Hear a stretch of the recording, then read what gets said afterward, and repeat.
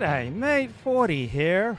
So I remember Liberation Day. Do you remember where you were on Liberation Day, where Trump announces all these tariffs? What struck me was not just the near 100% nature of the elite condemnation of Liberation Day and Trump's approach to tariffs, but the withering contempt. So there wasn't a great deal of energy expended on proving why Trump was wrong, though there was some of that, but there was just such withering contempt and moral condemnation on the matter of free trade.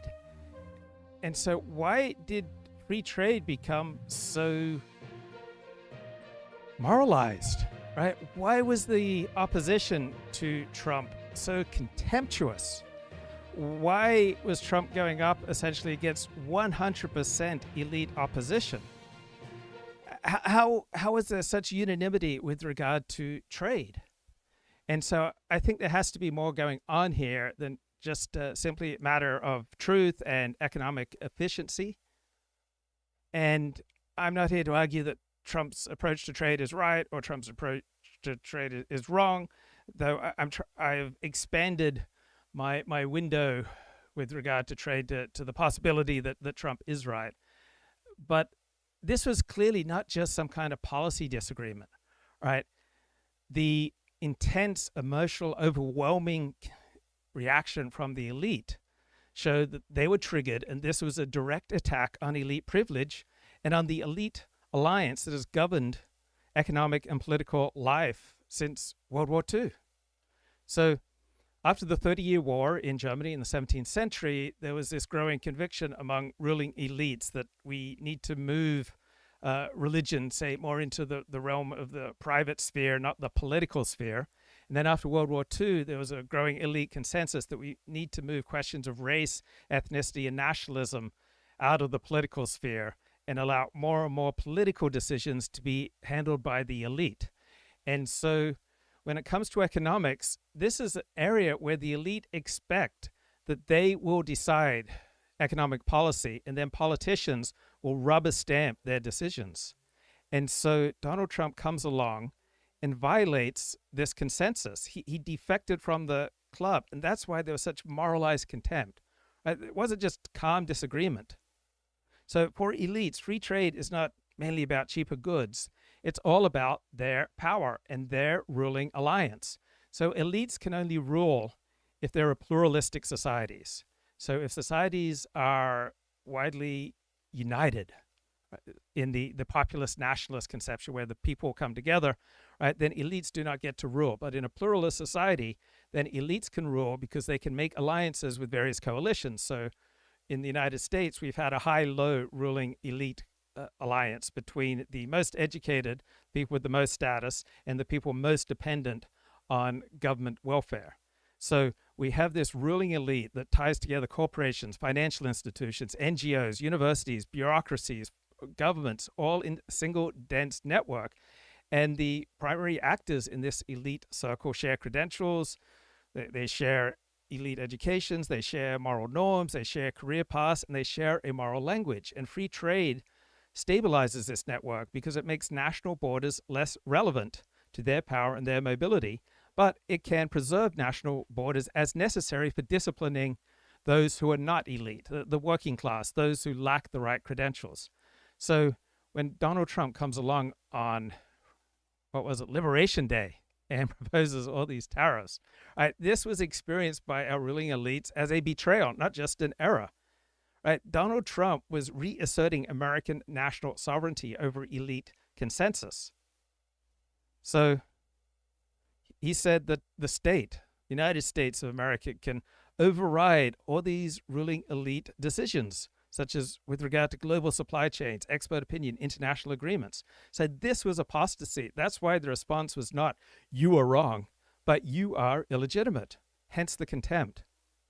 And so you had some debate here over consumer prices, efficiency, retaliation, but these were all post hoc justifications. The real issue here was the ruling power alliance. So Trump violated the rules that elites set economic policy, and then politicians simply ratify the decisions of elites. So Trump's violation had to be punished in the most extreme, intense terms. It had to be demolished to deter anyone else from going down this path. So why did the elites demonstrate so much contempt rather than fear? Because contempt is a downward status signal. So elites frame disagreements over tariff policies as if you disagree with their position, you are ignorant, you are vulgar, you're economically illiterate.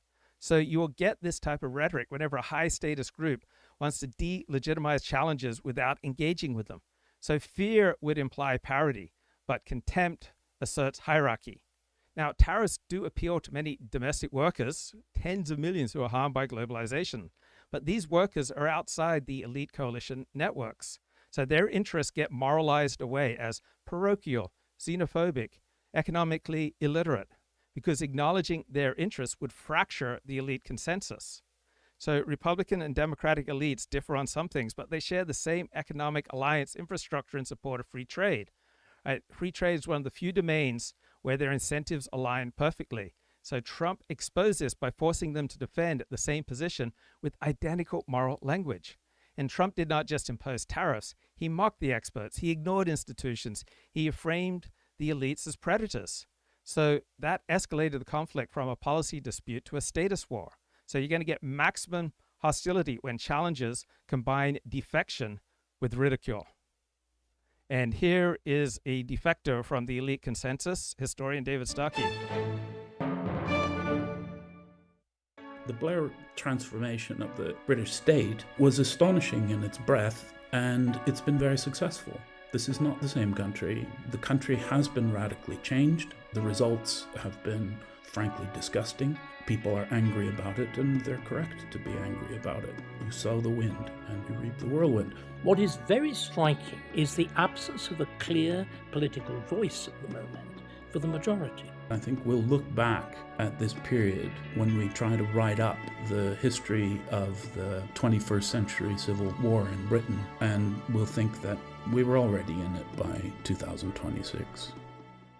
Hello and welcome to David Starkey Talks, and me, David Starkey, is talking to another David, Professor David Betts of the very distinguished Department of War Studies at King's College. And I remember much of my academic career was spent on the other side of the Strand to you in LSE, where I'm afraid we were uncouth enough to refer to you as Strand Poly, but these are ancient bitternesses.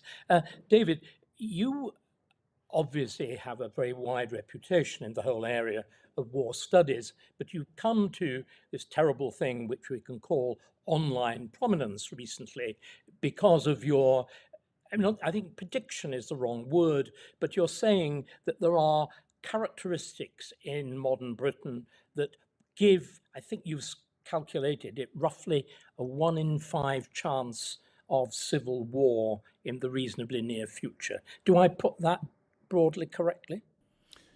Yes, that's fair to say. People are always attracted to numbers, and they like to hear a number thrown at them, and it makes them feel confident that the person that they're speaking to has some credibility, and I like to feel that I do, but I'm really more of a qualitative social scientist. So let's say my opinion is that there is a very strong likelihood, and I have felt this for some time. I think we're actually accelerating towards a civil rupture.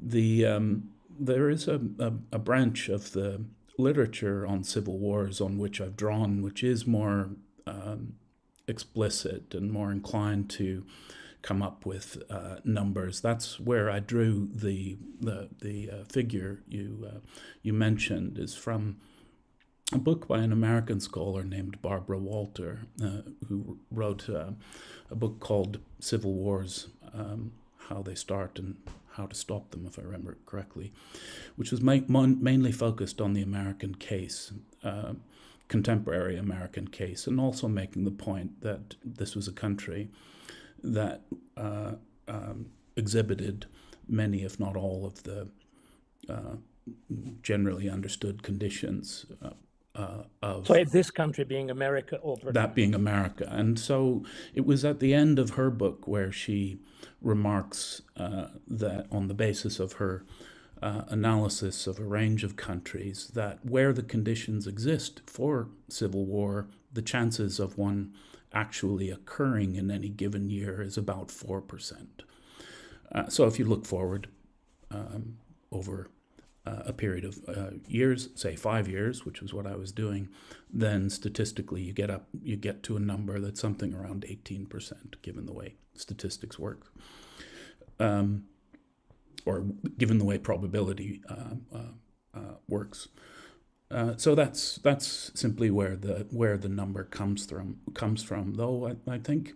So why are numbers and statistics so convincing and powerful? Because they give the patina of science, right? 20% chance, guys. It's science. And who doesn't love science? We love science, don't we, folks? So why do even the most modest tariffs, right, trigger such outsized reactions from our ruling elites? Because they symbolize loss of control, right? It's like you're allowing someone else to have sex with your wife. So once symbolism dominates, scale no longer matters. A small tariff, right, just like a small act of adultery, feels like an existential threat because it signals that the marriage is failing, that the alliance is failing. So the elite contempt for Trump's tariffs is not about truth. It's not about trade. It's not about economic efficiency. It's about who rules, who has power, who is the economy for, right? So Trump challenges the elite alliance's authority to define economic moral reality. So contempt is the natural response when a coalition senses that its power, right, its authority, its legitimacy, its status, not its math, is under attack.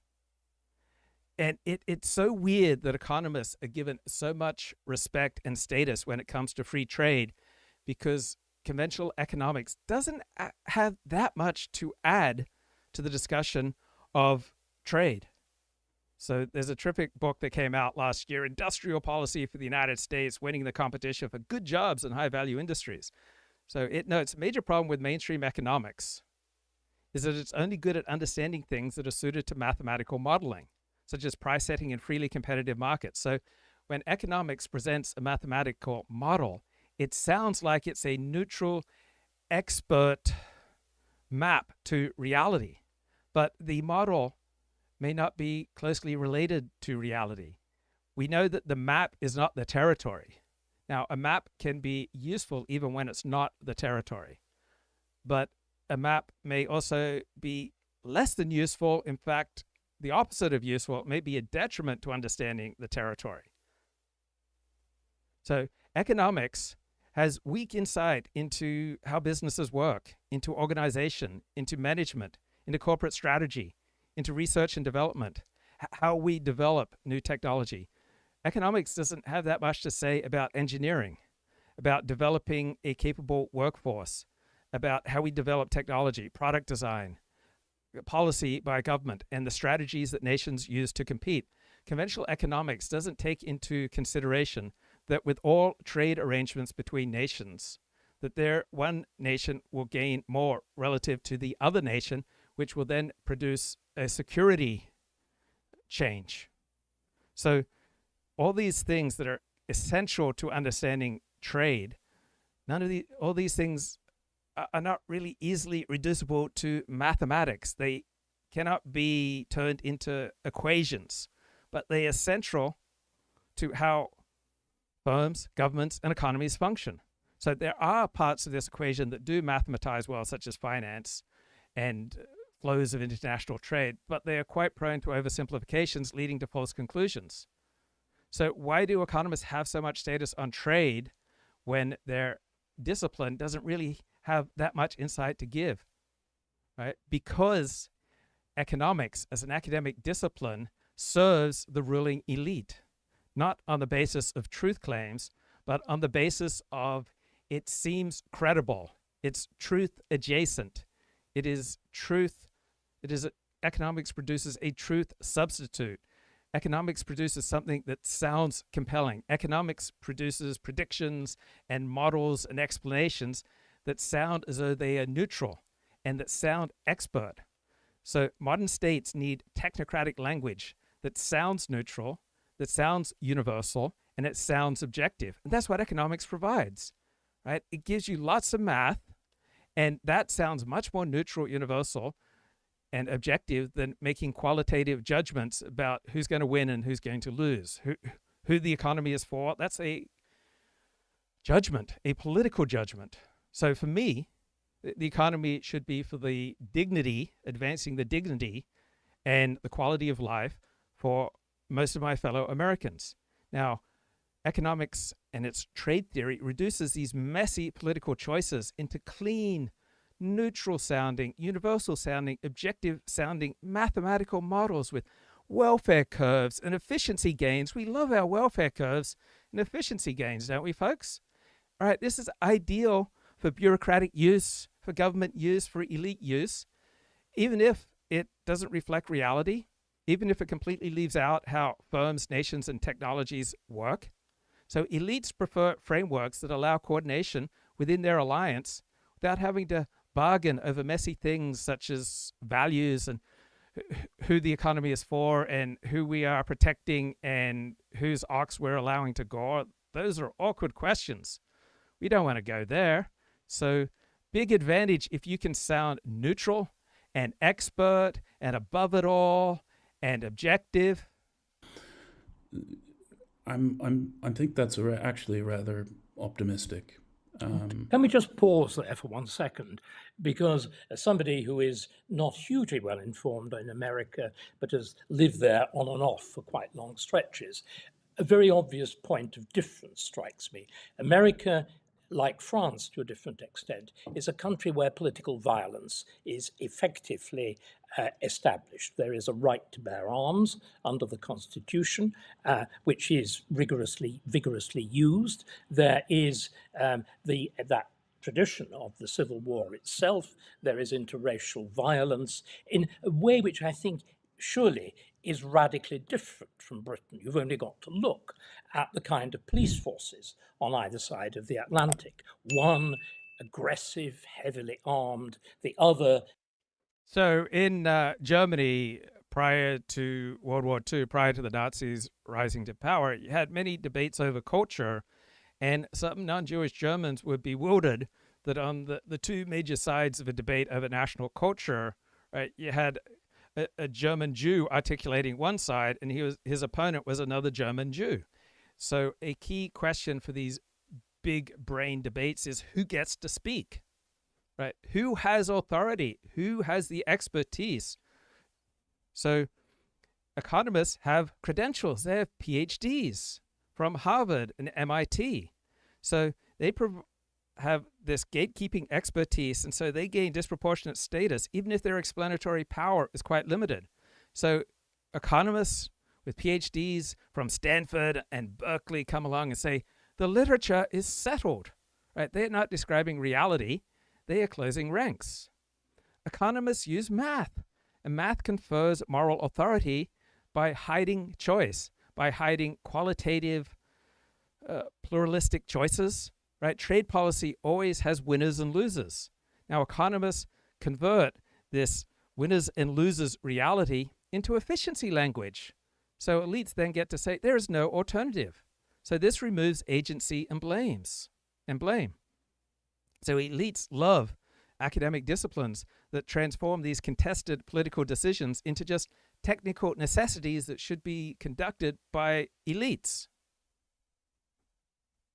Now, if we paid serious attention to business, to how firms work, to management, to engineering, how we develop technology, to industrial policy, to winners and losers, to workforce formation, to national strategy, to national security, that would force political trade-offs between regions and classes and firms, right? This would fracture the ruling elite consensus.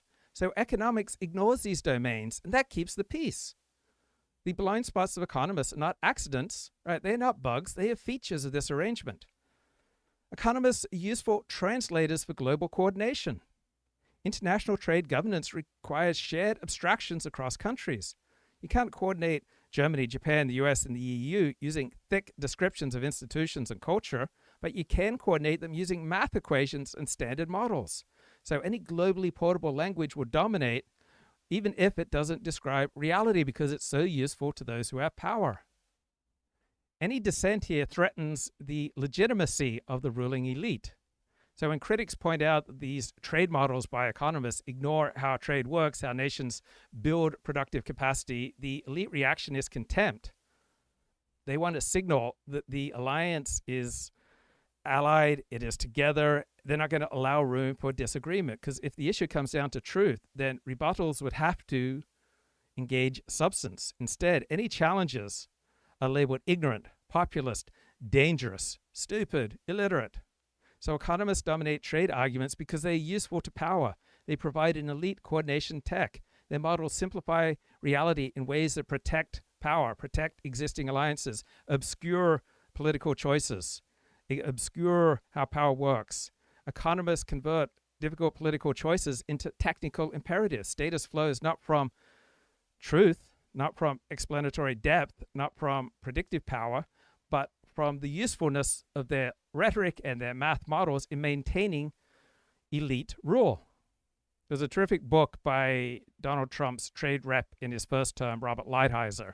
His book came out in 2023. It's called No Trade is Free, Changing Course, Taking on China and Helping America's Workers. So Robert Lighthizer notes that some cite efficiency as a rationale for free trade. So for adherents of this faith, the sole objective of trade policy is market efficiency.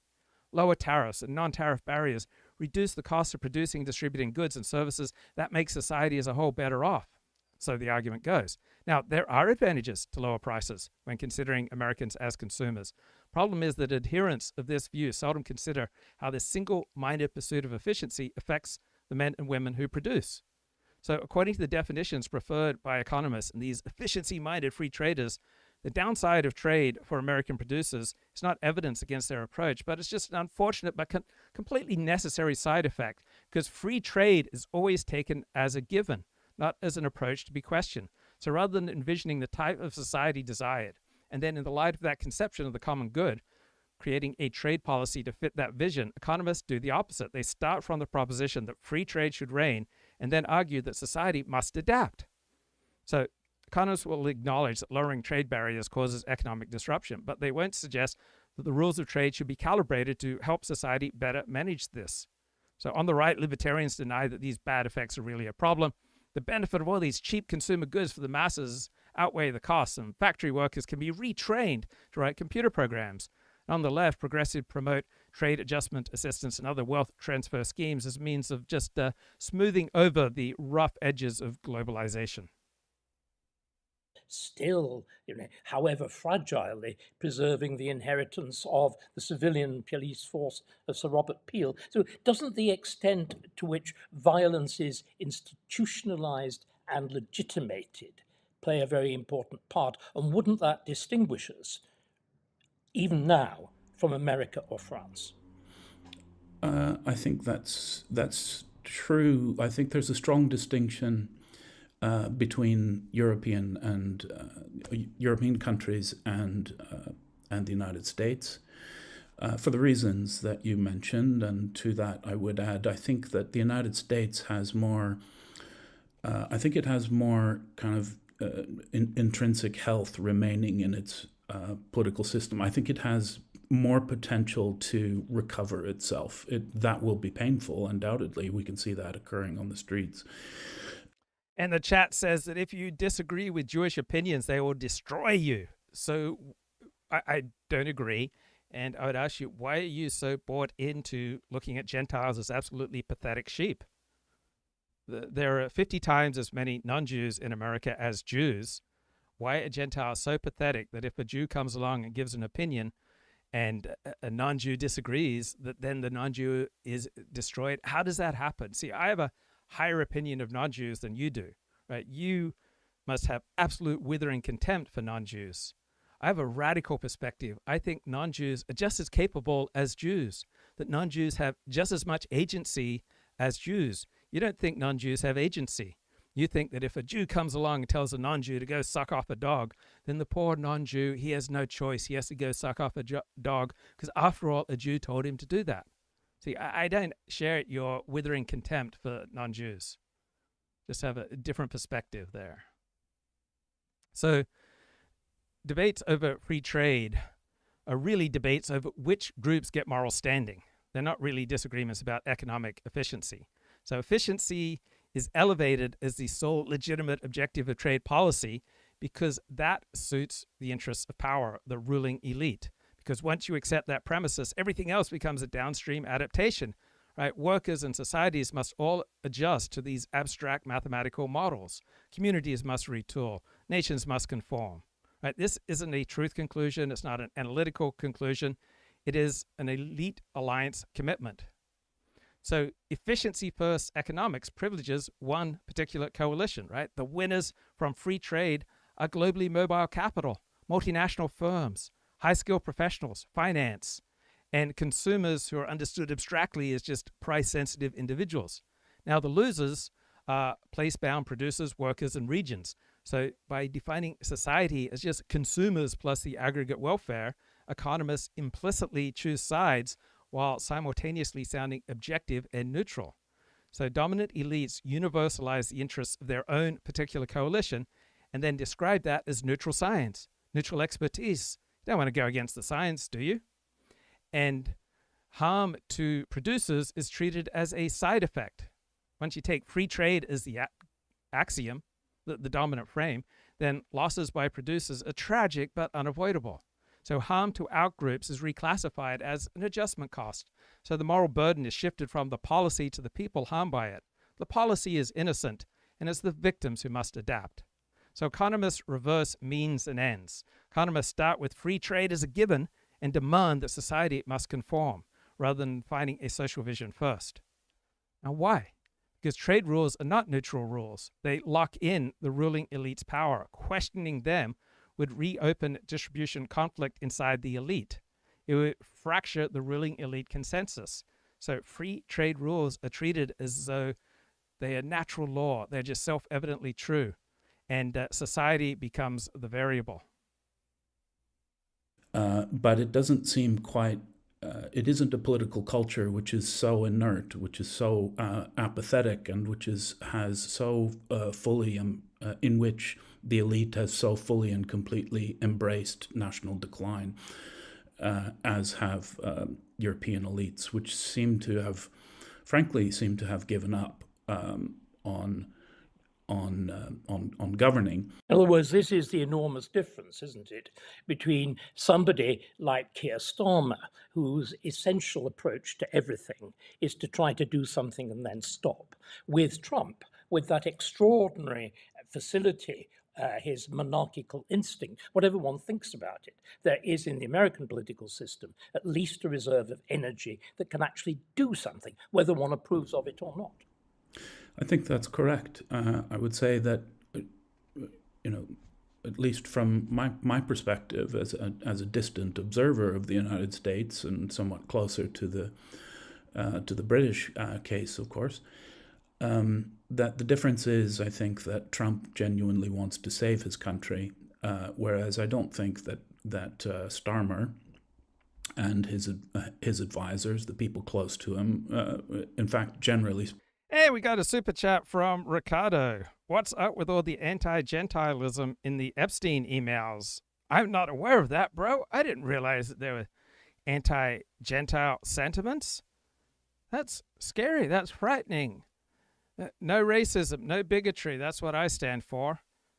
Ricardo wants to know about Jeffrey Epstein sounding like Luke Ford. Look, I'm going to be honest. I'm just going to be emotionally raw with you. I'm going to stand here emotionally naked before you. I feel dissed that I have not been mentioned in the Epstein files. In respect to the unexplainable world, we almost know nothing. Women, again, sense it. And instead of Larry Summers, I won't digress too much, but Howard Gardner early on said, there's not one form of intelligence. It's not mathematical intelligence. There's emotional intelligence, this kinesthetic intelligence. You know, there's this argument that I reject that black people are less intelligent than white people. It's not true. We know, for example, that if I was in the forest and I had to run from the lion or figure out a way not to be eaten, and my competition is a local African, I'm the one who's getting eaten because they have the intelligence to deal with their local environment. So it's just different. It's not better, it's not worse, but there's many differences amongst different types of people. And so people have different intelligences, and they excel in some intelligences usually, and less so in others. When did it come? So different people have different gifts. Makes sense to me, even if Jeffrey Epstein said it. Now, Bill Gates is getting a lot of abuse online for apparently he contracted some social disease from socializing with some Russian women, and he wanted to smuggle some kind of medicine to cure this social disease to his wife without her knowing. And is that the most ethical way to go? I can understand why he didn't want to confess to his wife that he caught STDs from Russian hookers, but he wanted to do right by his wife, so he understandably turned to Jeffrey Epstein for advice. And now people are giving Bill Gates a hard time, and he's just trying to do the righteous thing by his wife. Yeah, Mike Enoch gets quoted, but not Luke Ford. What a shame.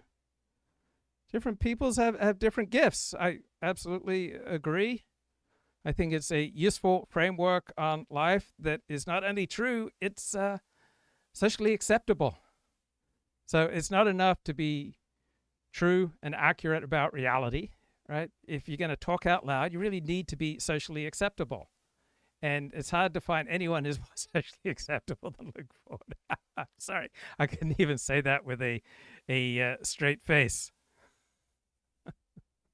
So why do the claims of economists, even though they are far from reality, why do they get such dominance in public policy discussions?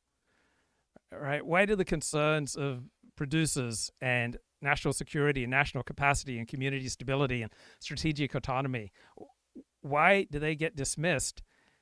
Because they're hard to mathematically model, and they are politically dangerous to elevate. They will fracture ruling elite power alliances, right? If we focus on strategic autonomy, communal stability, national capacity, national security, that would force explicit trade-offs between groups. And if we can keep our discussions just to efficiency language, right, that suppresses these conflicts by pretending there's only one rational objective, right? So mathematical economic models of efficiency dominate because they're useful to the ruling elites, not because they're true, not because they're clarifying, not because they're profound, not because they offer great predictive value or explanatory value. They're useful. So trade policy is not just about abstract models. It's about who is protected, what places are protected, what activities are protected, what industries are protected. Now, the efficiency frame wins because it just sounds comprehensive and neutral. It disguises parochial partisan interests as just universal welfare. It takes all these political choices and makes them technical inevitabilities. It ratifies that ruling elite should decide economic policy, and then it's simply the job of politicians as the people's representatives to rubber stamp what the elites have already decided. So efficiency is not the reason that free trade dominates. Efficiency is the moral language that makes the elite alliance, that makes power's priorities look like common sense, and everybody else's losses just unfortunate noise.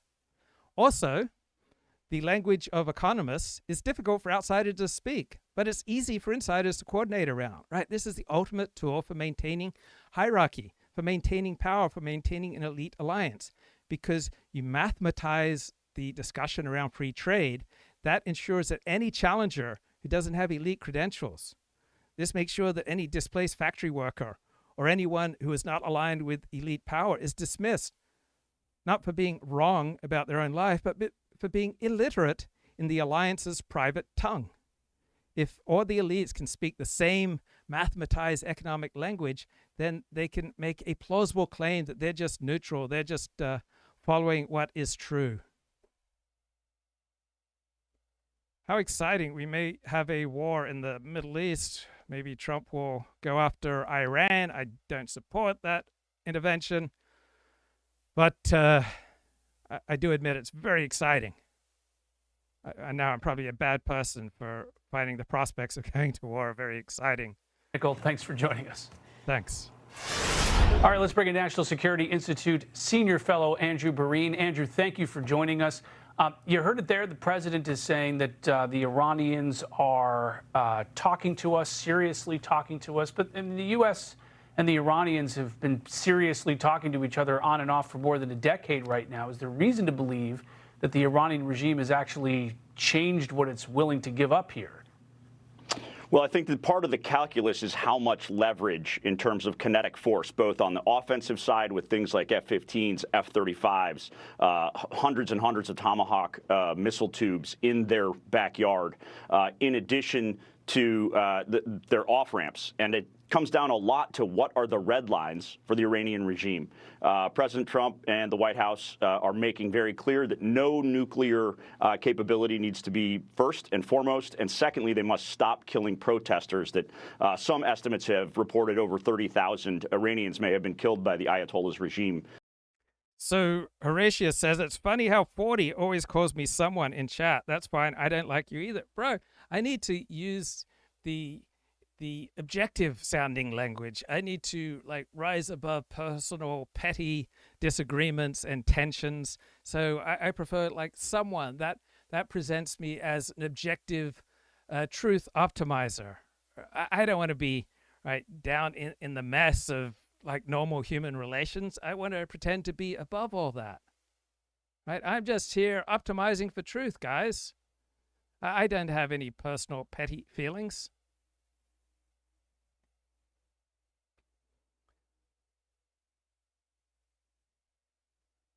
In the recent protests. What's the assessment of how powerful the Iranian government or the Iranian military is right now after all the strikes in the war with Israel over the summer, really attacking the different groups that Iran backs in the region, its missile defense system, all of that? What kind of a position is the... So why doesn't the United States have more of a coherent industrial policy?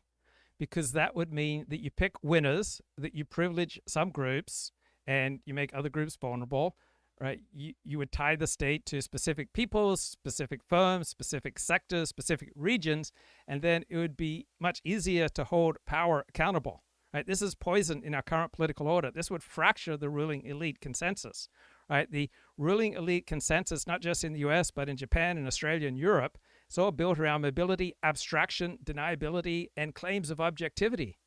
Right? The post-1970s American elite ruling coalition is anchored in finance and professional services and tech and global corporations and credentialed knowledge workers.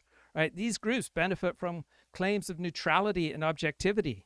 And if we started having concrete plans that would help specific groups, that would fracture this alliance. See, industrial policy would threaten the objective and neutral claims of ruling elite expertise. Right? Elites resist policies that force them to take sides. So if industrial policy says we're going to protect this factory but not that one, this region but not that one, this workforce but not that one, this would fracture the ruling elite. Right? It would show that economic decisions are in large part political. They're not just the result of following abstract principles. They're not just the result of following supposedly neutral, objective-sounding mathematical models. So elites want to claim neutrality, objectivity, while if they side with particular industries, that's going to fracture their power. So ideology will follow interest. So those against industrial policy will justify their opposition with whatever argument is most useful. Right? This theology is downstream from alliance interests. So elites will elevate the mystical power of free markets because it masks the particular favoritism of the current alliance. So if finance and global firms win under neutral rules, no one has to defend them as deserving. Industrial policy requires moral arguments about peoples, places, production, nation, obligation. right? These arguments empower people outside the elite coalition that rules us, and it breaks up the elite coalition. It's very awkward.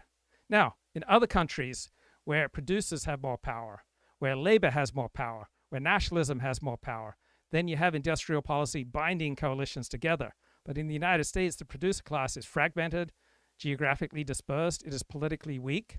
So in this American context, industrial policy appears dangerous because it might create rival coalitions around manufacturing, labor, and place that would displace the current ruling power arrangement of the elites.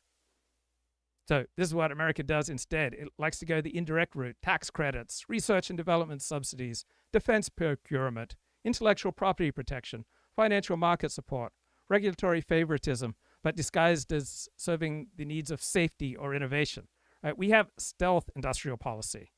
Right? We channel our benefits toward elite adjacent sectors, but we must preserve the fiction of neutrality. Right? The CHIPS Act is framed as national security. We're pro-innovation. It's not a producer-first strategy. It has to be wrapped in this exceptionalist, objective, neutral-sounding language to pass. Economists hate industrial policy because industrial policy undermines their claim to be just neutral, objective referees. Once politics openly selects winners and losers, domestic capacity, resilience, employment, national security, technical optimization loses its monopoly on authority. So economists prefer their abstract, rule-based, market-based systems that keep them central and just marginalize politics and the choosing of particular places to have favorite coverage. The Iranian government in right now. Well, in my own assessment, I'd assess Iran is probably at their weakest point. They are at the ebb of the mullah's power over the Iranian population, probably since any time since 1979. So the Hezbollah proxies have been beaten down by the Israelis. Hamas is on the ropes and has been beaten down. All of these proxy groups, even Palestinian Islamic Jihad, folks that are run through Al-Quds Force, which is an Iranian Revolutionary Guard Corps paramilitary training component, if you will.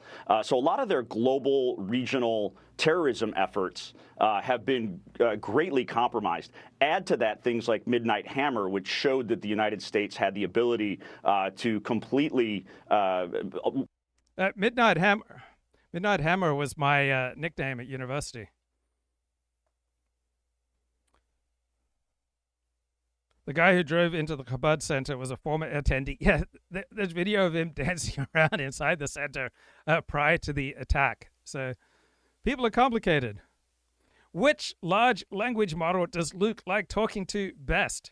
Is it ChatGPT, Gemini, Grok, or Claude? So my favorite for truth optimization is Gemini, but I admit I am a sucker for the way that ChatGPT talks. So I will confess, I had canceled my ChatGPT subscription because I was just so impressed by the truth optimization of Gemini. I love truth. I love Gemini.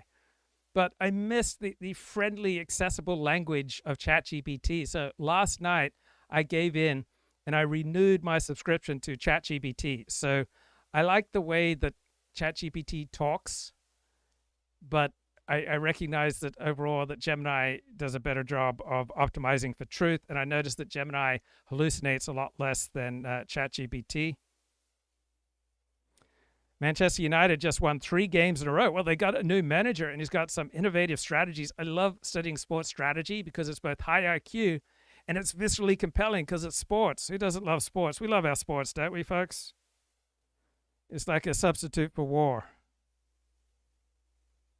Hail Babs, hail Alex Lasch, Norvin.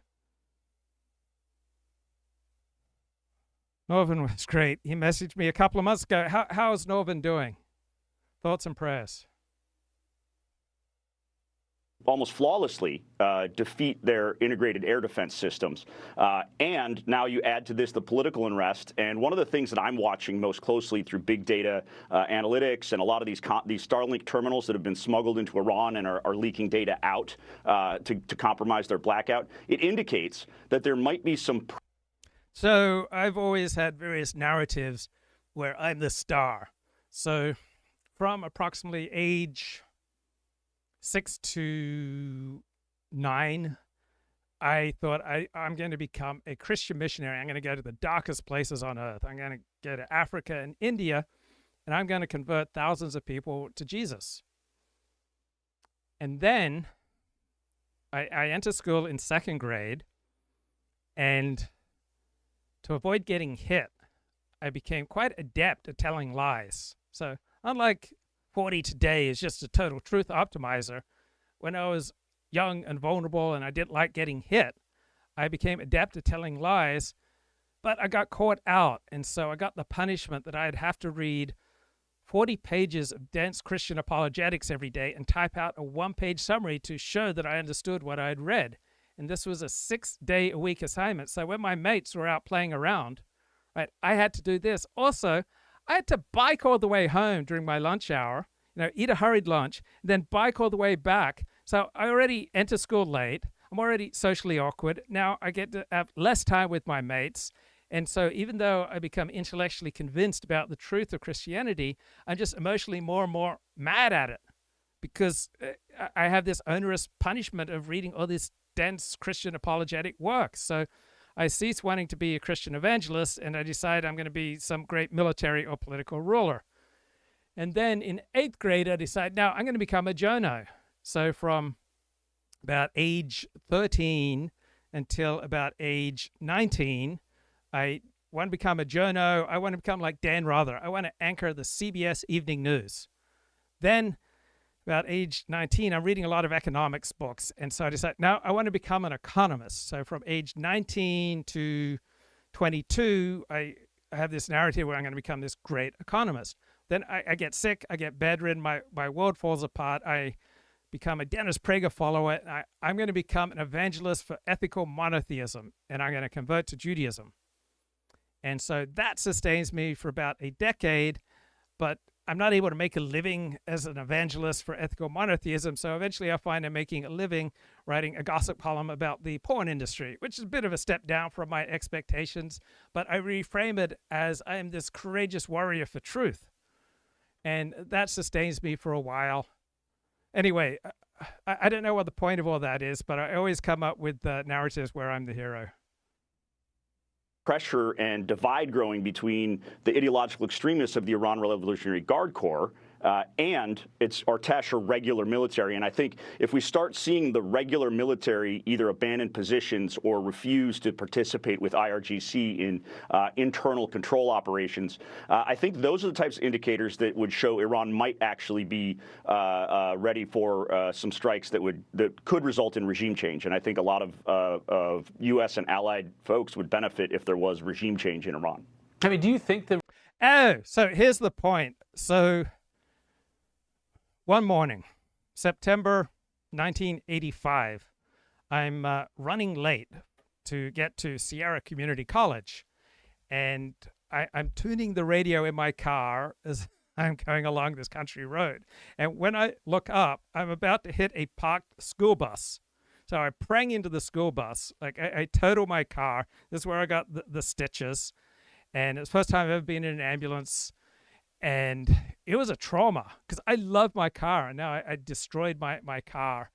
And I didn't want to shell out the $900 to repair it. And so for the next 2 months, I rely on getting a ride to school and a ride home from school from my stepmother. And so I have to hang out at Sierra Community College in the library for hours after school.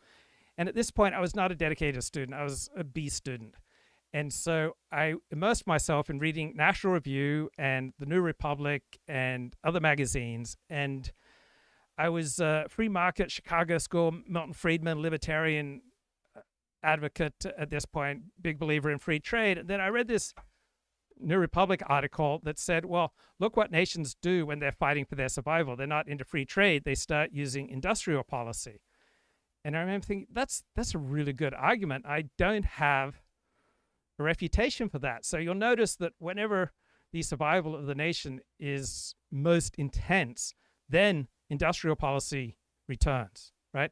If national survival is stressed by war, supply shocks, COVID, geopolitical rivalry, suddenly the costs of abstraction become visible and industrial policy returns because survival overrides the needs of the ruling coalition.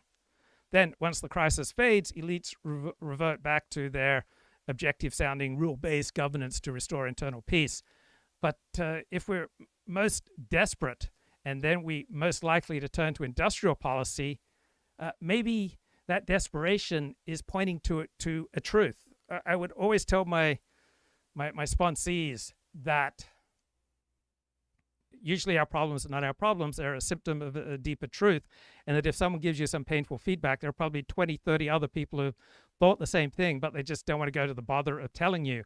And so if survival, if your fight for survival, if your fight with necessity creates a pressing need for industrial policy, that need was probably there all along, but you were able to ignore it. But the need was there. So right now we have a political system that is governed by an elite alliance of abstraction, where concrete plans such as industrial policy are a form of political suicide for our ruling elite.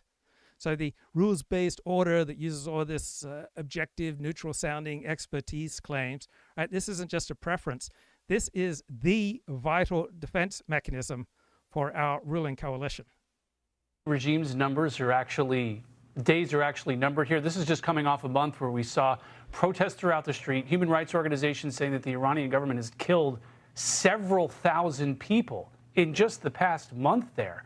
Is that the recipe, perhaps? Or are we looking at a situation where there's not much time left for this regime? Or, I mean, it has stayed in power for nearly 50 years.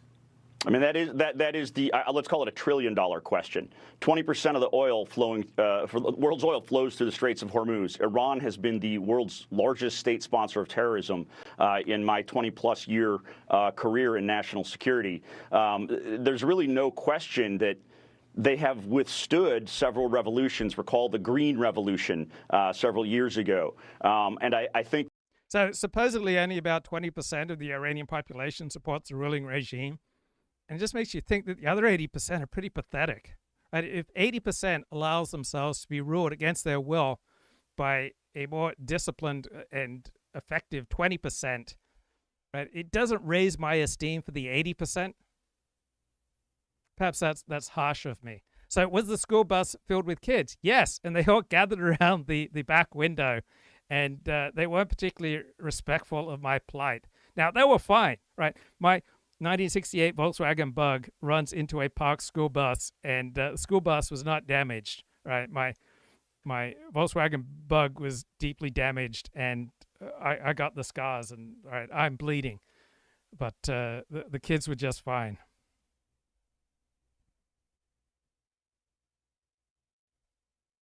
That if regime change were to happen, I think that right now, if you put together that calculus we talked about, the compromise of their terrorist proxies, the demonstration that their integrated air defense systems are not as effective as they thought, they launched hundreds. So Star Lion is talking about what he likes and doesn't like in the chat, and I know what you like, Star Lion. You like exciting. You like exciting theories, exciting talk, exciting conspiracies. You like anything exciting that shows that you see through the BS, right? You understand things that the ordinary person doesn't see, right? You like anything that will make you feel higher, or make you feel more powerful, more clear about how the world works, right? You see through the BS. So when it comes to an exciting story versus a truthful story, you will prefer the exciting story. When it comes to an exciting, bogus, nonsensical story and rhetoric versus what's true and dull, you're going to choose the exciting. Hundreds of ballistic missiles and drones at Israel, with some effect. I think about 30 Israelis were killed in the 12-day war in one of those large attacks. And the question from Starlion, why didn't Mossad kill Khomeini when they were asked to before 1979 by the Shah and his prime minister? I didn't know. Why didn't the Shah kill him? I have no idea. So I think that Iran, the regime, is potentially in a place to say for survival. So once you start killing heads of state or leaders such as the Ayatollah Khomeini, that always brings blowback. And so there's a great book about Israel's targeted assassination program. It's called Rise and Kill First. And it sounds tremendously effective on the face of it, but it always brings a rather awkward blowback. They might want to abandon their nuclear program. They might also want to kind of follow on with more compliance with President Trump's demands that they stop killing protesters, stop doing the executions of what they deem enemies of the state internally.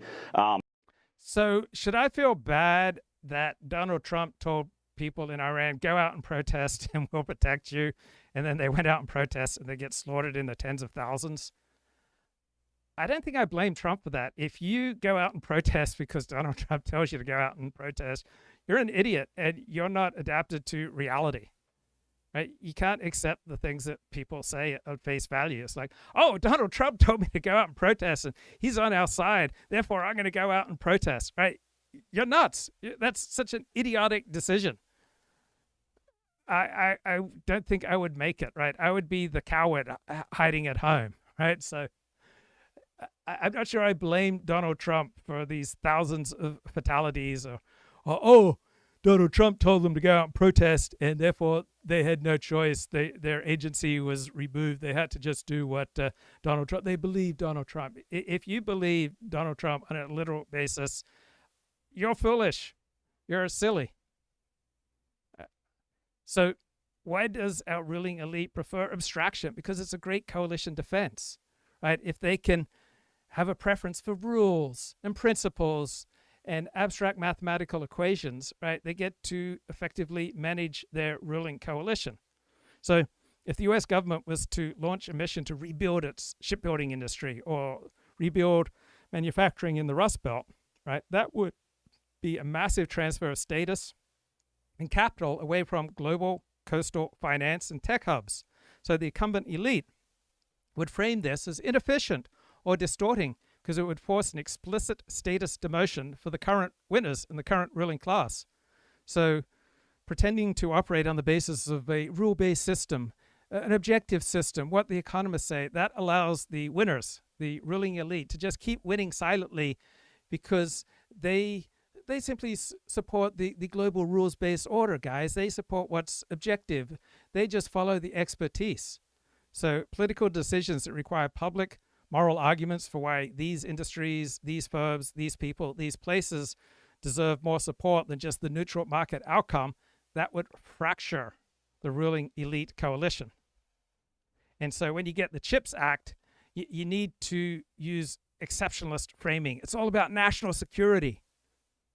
Right? So when you can frame semiconductors as a matter of war and peace rather than jobs and production, then you're allowed to have some industrial policy without admitting that the economic efficiency model has failed. So economists present themselves and they function in the ruling elite as the neutral referees. Right? They're just trying to prevent inefficient decisions. They're just trying to prevent messy, inefficient political decisions. So the ruling elite make the decisions and then the politicians simply rubber stamp.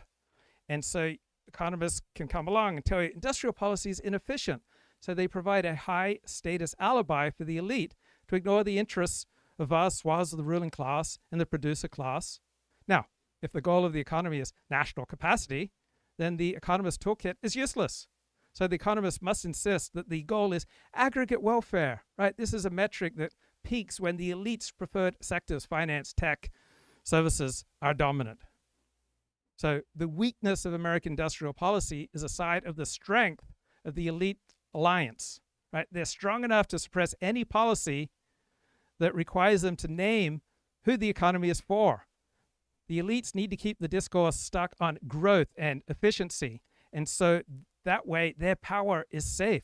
The moment the state starts planning and choosing, the elite must divide up, right? The elite ruling power coalition will collapse. Now, naive me, I think the economy should be for the American citizen. We should design an economy for the benefit of most Americans and that which increases the quality of their life and their dignity. And that, to me, is more important than these various abstract mathematical models of economic efficiency that purport to model reality. But when you advocate for an economy for whom? For Americans, right? For the dignity of Americans, for increasing the quality of life for Americans, well, we have moved away from the efficiency of abstractions. We have moved away from neutral language, right? And this changes status in the American ruling alliance. So dignity is place-bound. Dignity is person-bound. It's a whole new value. It requires that a specific father in Ohio or a specific mother in Georgia has the stability to raise a family and participate in their community. So this would disrupt the current elite alliance because dignity cannot be easily modeled in a spreadsheet. Dignity cannot be moved across a border to find a lower labor cost. So the ruling elite don't like conversations about who the economy is for. And so there are a lot of factors, but I think what we're looking at is much like Venezuela when we had the standoff of a slightly smaller U.S. naval armada.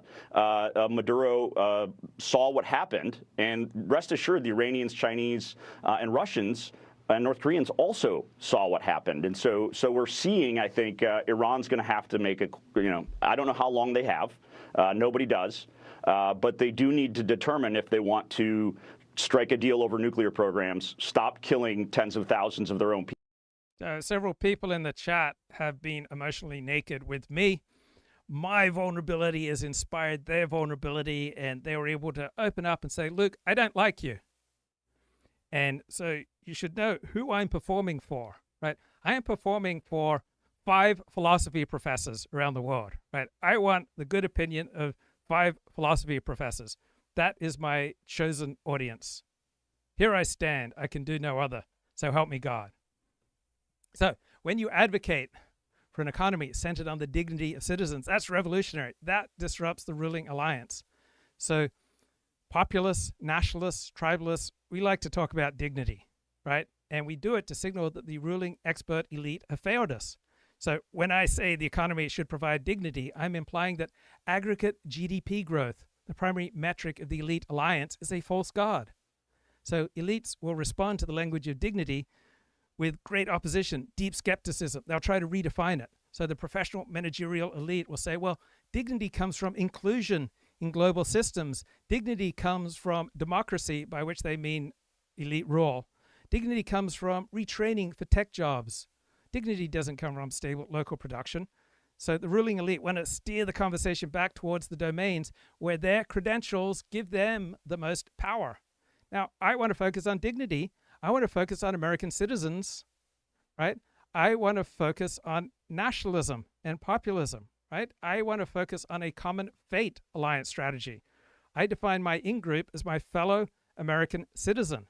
And so I want to create a ruling coalition that crosses class lines. I want to bring together workers and domestic business owners. But for the transnational ruling elite, this is xenophobic. This is bigotry. This is protectionist. This is inefficient because it breaks their preferred alliance with foreign capital and global institutions. So from my perspective, I want a citizen-first economy to the ruling elite. This is a defection from the global rules-based order. This is a defection from the moral norms that govern the world, right? This is a defection from the global rules-based order that has kept the ruling elite coalition dominant since the 1990s. So I want to invest in specific towns and industries, not just give people tax credits to move, right? I want a Jewish sovereign wealth fund. I want a Jewish sovereign wealth fund to invest in American manufacturing and American technology to promote the dignity and welfare of my fellow Americans. I want to build up a dignity infrastructure. I want to say that a person in his community has value that cannot simply be replaced by a universal basic income check or a relocation voucher, right? The elites love labor mobility. The elites hate these policies because it makes the people harder to manage, harder to control, and makes people less dependent on the centralized, credentialed system that the elite control. So dignity can be moralized to serve different masters. People like me, nationalists, populists, use dignity to justify, or at least be open to, use of tariffs and border controls to protect the domestic producer. People on the left will use dignity to justify all sorts of social welfare programs. The incumbent ruling elite will use dignity as a moral alibi to talk about empathy, but refusing to change the structural rules of the economy. Right? They'll talk about retraining. So when a group uses the word dignity without being willing to sacrifice efficiency to achieve it, they're talking BS. So if a policy doesn't hurt a particular spreadsheet somewhere, what people are talking about is not really dignity. people, or if really nobody knows what happens next. But that is the question we're all watching. Well, plenty going on there. Andrew Breen, thanks so much for joining us today. Much Thanks, appreciated. Andrew. Great Really to be with appreciate you, it. Rich. Great to be with you. Oh, I had a friend who would, his phone would ring with these Fox News alerts. Oh, wait, I like this bloke. I like Byron York. I think Byron York, he's a National Review conservative, but he's reasonably fair to the Trump MAGA populist nationalist movement. So, fair go. Let's hear what our mate Byron York has to say. Chad Pergram with a look at where we are. Chad, thank you very much. Now for where we're going. Let's bring in Byron York, a Fox News contributor. Byron, thank you so much for joining us this afternoon.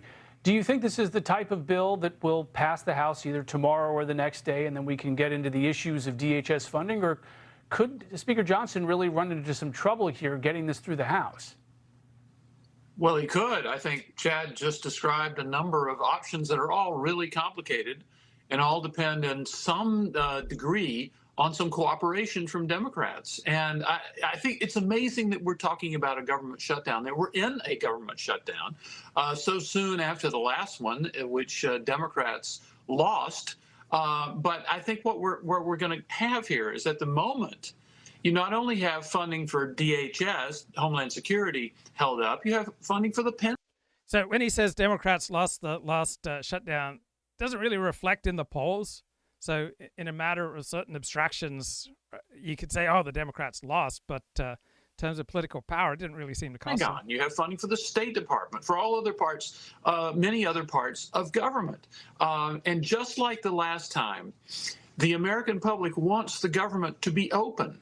And the party that attaches conditions to reopening the government, that is, it says, we're not going to let you reopen the government until we get what we want, that party loses. So in university, my nickname was Midnight Hammer, but at junior college, my nickname was Mr. Dignity. So how do you create metrics to measure dignity? Right? This creates a measurement crisis, right? Elites love metrics that aggregate and abstract because metrics legitimate their authority. They can claim to be neutral and objective. So GDP, efficiency, productivity, consumer surplus, right? These all sound so objective. Now, dignity resists this type of aggregation. It asks whether a job supports a family, adulthood, whether work confers social respect, whether a community can reproduce itself across generations. So elites don't like this. Elites don't like dignity talk. It's unserious. It's emotional. It's bigoted. It's homophobic. It's racist. It cannot be audited by the existing priesthood of economists. Now, here I stand, Mr. Dignity. So, since the 1970s, American politics has quietly demoted the producer in favor of the consumer and the investor. We've had a coalition shift. Consumers and investors are mobile and diffuse. They favor centralized rule-setting elites. Producers are place-bound. They're organized. They're capable of collective bargaining. Here I stand arguing for dignity, so I'm saying let's restore moral status to manufacturing and production, not just consumption. So if we start thinking at things through the lens of dignity, we're going to start talking about manufacturing, skilled trades, energy, logistics, care work. This is going to unnerve our ruling elites whose status comes from mediation rather than making anything. Also, dignity implies limits. An economy organized around dignity requires saying no. No to unlimited labor inflows that degrade wages. No to trade regimes that annihilate whole regions. No to corporate strategies that treat workers as interchangeable inputs. Right? Elites don't like this because it limits their power. It fractures their alliance. It constrains their strategies. Right? Elite actors will have less ability to arbitrage jurisdictions, regulations, and labor pools. Right? Dignity will collapse elite options. Right? And optionality is elite power. We love our elites, don't we, folks? We want them to have max options. So elites will tell you dignity, that's ill-defined. Right? This is defensive rhetoric because dignity is deliberately thick. It is local. It is tacit. Right? Dignity may not be as easily accessible by rhetoric words don't come easy to me. I'm just a simple man. It's hard for me to put together beautiful words that explain dignity. But dignity means stability, honor, family formation, reciprocity, social recognition. Right? These are legible to real people and real places. These are legible to communities, but they are dangerous to the bureaucratic governance because they cannot be standardized. So elites will try to translate dignity into procedural substitutes like certifications, DEI language, access, because procedures can be controlled from the center of the elite power structure. Now, the current American elite alliance depends on the ability to exit. Capital can exit, talent can exit, firms can exit. The elite can exit. They can leave declining places. So dignity is an anti-exit value. Dignity implies loyalty, stewardship, mutual obligation. Dignity implies higher social trust and higher social cohesion. If we start organizing the American economy in part on the basis of dignity, then abandoning a workforce or a town becomes morally legible as betrayal rather than just creative destruction. Right? This reframing is lethal to a ruling economic system that is built on churn. Dignity produces strange bedfellows. Right? You go to bed alone and you wake up with post-liberal Catholics, labor conservatives, heterodox leftists, small business nationalists. They've all converged in your bedroom. And you may disagree on redistribution, culture, and the state and what constitutes kosher, but you now share an interest in re-ranking status away from credentialed cosmopolitans and towards socially embedded producers. So this is why the elites want to police dignity rhetoric so aggressively, because dignity and a dignity economy signals a realignment of America and a realignment of status. So I think hopefully both sides will think, well, we don't want to be in that position, so they will pass this bill, and then they can have the fight about Homeland Security tactics. Well, this is only to fund the government through the end of the fiscal year, which ends in September, about a month before the next midterm elections come up. I mean, this doesn't portend well for the rest of the year and funding beyond that, right? Well, yes, that's true. You're right. The fiscal year ends on September 30th, shortly before the elections. It will be very political, but there's nothing wrong with that. This is a political process. These are elected officials, so that's not really a problem here. But here again, I think I can name my attitude, my temper, my approach that is just so off-putting, right? It's my smug superiority. It's like, people don't like my smug superiority coming from someone who's such a social loser. So if you endorse dignity, right, what are you willing to give up? If the answer is nothing, then you don't really endorse dignity. If you're not willing to put up with some higher prices or slower growth or reduced corporate margins or a loss of elite flexibility, then you don't really support dignity. Then dignity is just a decoration. It's not a governing principle. Now, I want to redefine the economy as a moral instrument serving citizens, not just some kind of neutral, objective, abstract system serving efficiency. Right? I'm not just tweaking policy here. I am reordering the alliance hierarchy. So what if America takes up my dignity over efficiency platform? And I'm not universally in favor of dignity over efficiency. I want to harness the power of economic efficiency to serve and construct and build the most dignity possible for Americans.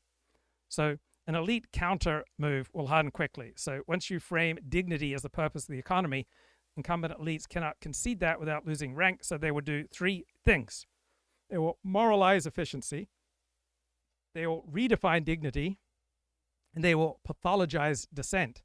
So efficiency will become co-equal with responsibility, stability, knowledge, protecting the vulnerable, objectivity, expertise.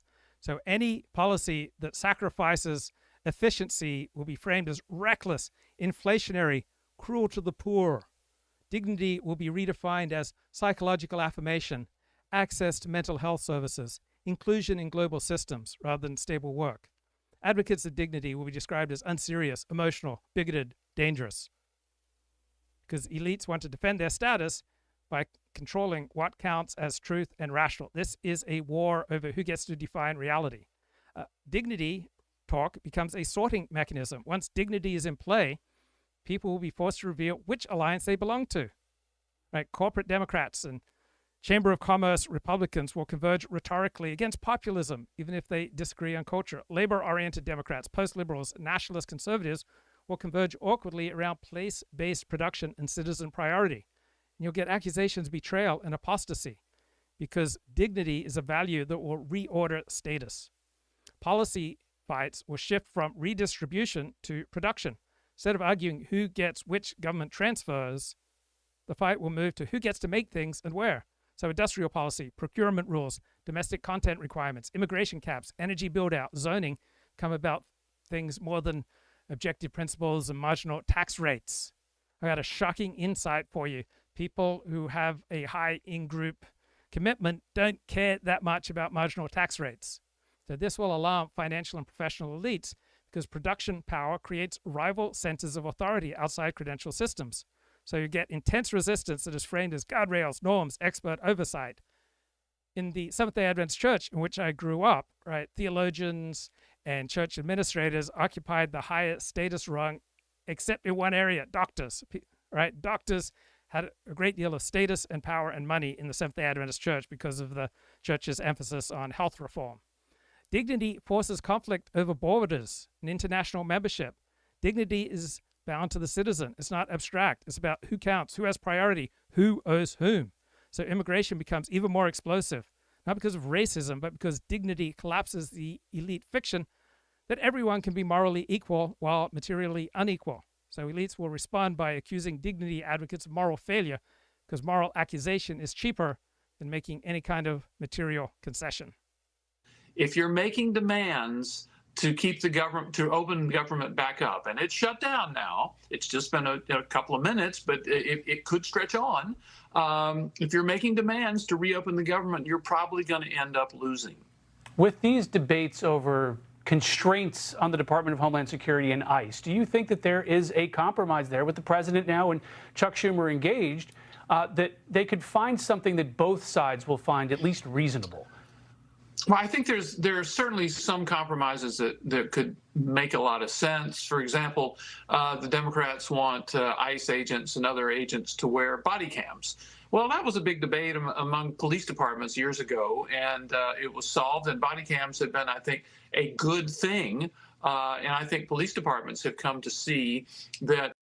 It was funny. It was Black Lives Matter advocates who were pushing for body cams, and then body cam footage was frequently not so great for Black Lives Matter. Now, if we move towards a dignity economy, our leading elite institutions will start to fracture internally. Universities, foundations, media, NGOs rely on these abstract efficiency-based legitimacy credentialing systems. So when dignity enters, internal factions form. Members defect quietly or loudly. Others double down on orthodoxy. So you'll get loyalty tests, speech policing, moral panics.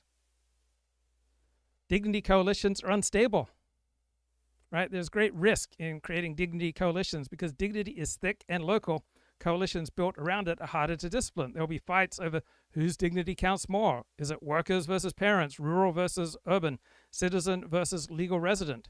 Elites will exploit these fractures relentlessly. If dignity is not tied to concrete production rules, it will dissolve into sentiment. Violence will move from symbolic to structural. Right now, most conflict in the United States is institutional, but dignity raises the stakes because dignity implies honor, not just preference. That means strikes instead of protests, procurement fights instead of culture wars, exit threats from capital, regulatory sabotage from agencies. So you'll get less performative outrage, more hard bargaining where some people can lose. So if dignity becomes the organizing principle, America does not drift gently. It realigns. Status shifts away from credentialed mediators towards producers and place-bound institutions. Elites will fight this not because it is inefficient, but because it dethrones them. And the country will enter a period where the question is no longer what's efficient, what works, but who is the economy for? So under Trump, right, the dignity-based versus efficiency-based coalition is no longer a theoretical debate. It is the primary engine of American political realignment. So when society shifts its organizing principle from aggregate growth to the dignity of its citizens, it's not just changing policy, it is undergoing a status revolution. So right now, the elites moralize the spreadsheet. The incumbent elites have status that is tied to their management of global flows, and they can't simply argue against dignity. Instead, they have a strategy, redefinition. So elite media and elite think tanks frame efficiency as a moral obligation to the poor. I'll argue any deviation from global supply chains is a tax on the vulnerable through inflation. They want to move the debate away from the dignity of the producer and the worker to the pity of the consumer. Also, we see the pathologization of dissent, right? Any dissent from the ruling free market, free trade orthodoxy is sick. So when dignity advocates demand place-based production, the elite alliance, anchored in academia and finance, labels those demands economically illiterate or nostalgic, right? They want to police boundaries. If you do not speak their language of efficiency, you're not serious. Thus, you must be excluded from the halls of power. So the elite want to keep the epistemic arrangement that only a tiny number of people in the various sectors of reality get to define what counts as knowledge. So ostensibly, we've got a war over free trade and free markets. In reality, we have a fight over who gets to define reality. On many occasions, body cams actually exonerate the police officer. They don't actually work against the police officers. They work in favor of them. So maybe something like that would work. But in terms of actually dialing back ICE's actual strategy of going after, one, illegal immigrants who are in the country illegally and have committed other crimes beyond entering the country illegally, and those who are just here illegally but can be deported. Yeah. All right. Well, Byron York, great perspective. Always appreciate. So a dignity economy will turn into a fight over honor. And elites will fight it with contempt because they understand that their expert status is being replaced by producer status. So if the Dignity Coalition can make concrete changes in improving the quality of lives of ordinary Americans, then they will successfully move from symbolic protest to structural power. If they can't, then the elite alliance will simply absorb the word dignity into their next round of retraining subsidies, rendering it harmless. So if you want to strip away the efficiency mask and build a metric for dignity from a populist nationalist perspective, right, you need metrics that measure rootedness, production, and agency rather than flow, consumption, and credential status. Right? The current elite-favored metrics of GDP, the S&P 500, the Consumer Price Index, these are all designed to coordinate an alliance of mobile capital and technocrats. So to challenge that, you need metrics that coordinate citizens, producers, and institutions. So elites love purchasing power metrics because this justifies cheap imports and low-wage service jobs. A dignity metric would focus on producer power. Right? The ratio of the median manufacturing or trade wage to the local cost of a dignity basket, say housing, healthcare, education. So if a person can produce real goods but cannot afford to live in the community where they work, the economy is failing. So this metric would expose the BS that cheap TVs are a substitute for a stable work. Elites love capital share because it's easier to move across borders and it's harder for local labor to bargain for. So one metric would be the percentage of GDP that goes to wages and benefits, labor, versus dividends and buybacks, capital. So declining labor share signals that the elite alliance is hollowing out American citizens to feed global financial flows. So a dignity economy would see the worker share stabilize or grow as the state starts siding with workers. Elite coalitions love liquid capital. They love money that can flee a town or a state or a nation the moment a better margin appears in Vietnam. So dignity requires fixed capital. So what allows you to build a family? What allows you to build national industrial capacity? Elites love college degree completion, right? That's a status filter to exclude the producer class, right? The wage gap between the credentialed, the degree holding, and the skilled, right, the non-degree trade holding worker might be a useful metric. So right now, the economy is a status hierarchy for managers rather than a meritocracy for producers. So reducing this gap will signal increased dignity for the majority of citizens. Efficiency metrics love labor mobility, people moving to where the jobs are. Dignity metrics value stability. If everyone has to leave their home to find dignity, the hometown has been defeated by the global market.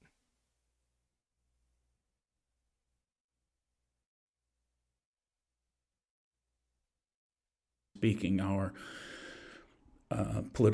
national political class is very ironically named because they're all very post-national in their orientation. Or indeed anti-national, you could yes, say.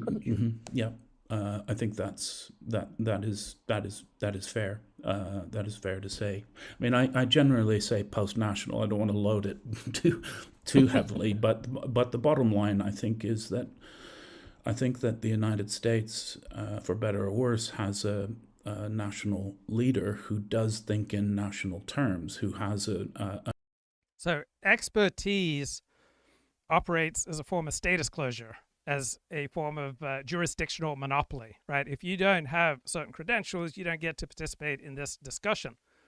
So experts don't just know things, right? What constitutes an expert? An expert is someone who other experts say is an expert. An expert is someone who has successfully played the alliance game in their field, and they occupy a jurisdiction that they are incentivized to defend from intruders. So in the free trade debate, economists act as secular priests. They use complex mathematical models to serve as a barrier to entry for anyone outside the alliance. So if a factory worker in Ohio says, "This trade deal destroyed my town," the expert responds by moving the goalpost to aggregate welfare or comparative advantage.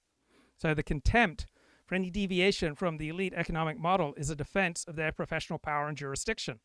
And if a politician or a worker can successfully challenge a trade model using common sense or national interest, then the expert's standing loses its value, right? The mathematized language is a tool to ensure that only those who have this credential, have this knowledge, can make decisions and have the standing to speak. There's a big difference between explicit knowledge, academic knowledge, and tacit knowledge, how things actually work. So there are equations and theories, and then there's reality. So industrial policy must be based on reality, must be based on tacit knowledge, and economists are bad at understanding management, engineering, tacit knowledge, research, and development. Right? These things rely on tacit skills, all sorts of insights gained through practice that cannot be easily reduced to a spreadsheet. So the elite alliance prefers explicit, thin models of economic efficiency because they are portable and easy to manage from a distance. Tacit knowledge is thick. It is local. You can't manage a global supply chain from a penthouse in New York if you put a priority on the tacit, unmodelable skills of a master machinist in Pennsylvania. So economists generally use a model that all labor inputs are all equal, but they're not. So the ruling alliance has to suppress or ignore the production side of the economy because that kind of knowledge empowers people who are not part of their credentialed mobile elite. And the expertise of economists is a wonderful alibi. It allows politicians to evade deciding.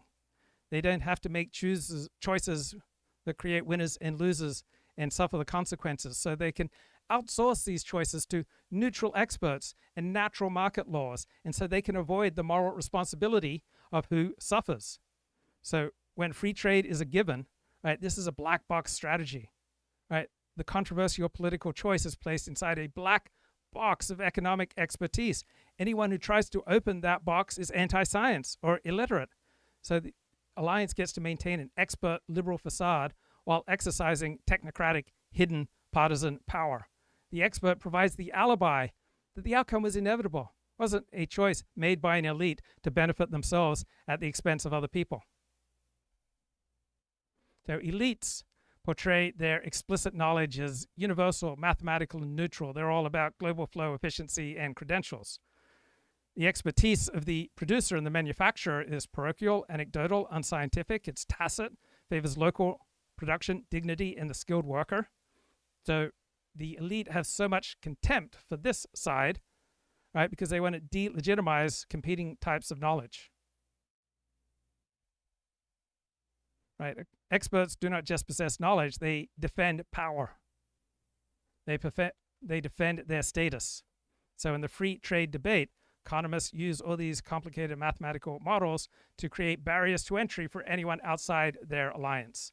They want to defend their standing and power.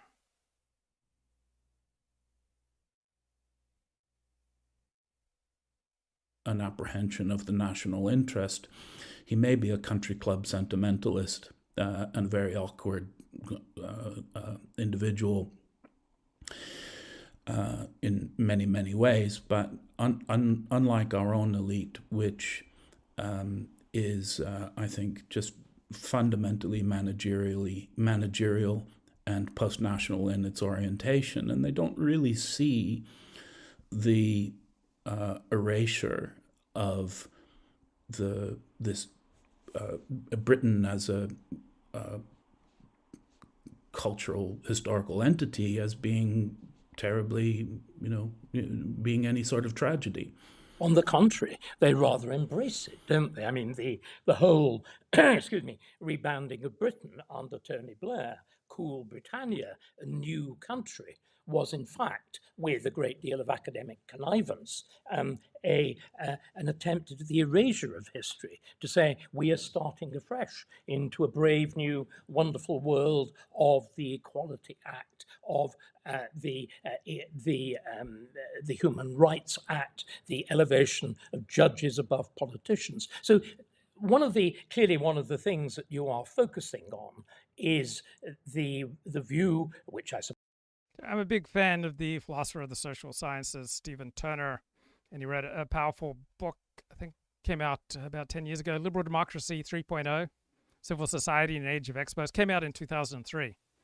So Liberal Democracy 1.0 and 2.0 relied on the idea of the competent citizen who can evaluate evidence and participate in public reasoning. But in the free trade debate, this ideal is discarded. Now you just have an alliance of economists and policymakers who treat trade as a closed system where the only valid import is from those with elite degrees. So when trade is framed as a matter of scientific certainty, right, the average citizen has no standing. The worker has no standing. They are incompetent. They lack the cognitive tools to understand the truth. And so economists don't just provide facts, they provide the seal of approval that allows different parts of the elite alliance to trust one another. So they provide certification, right?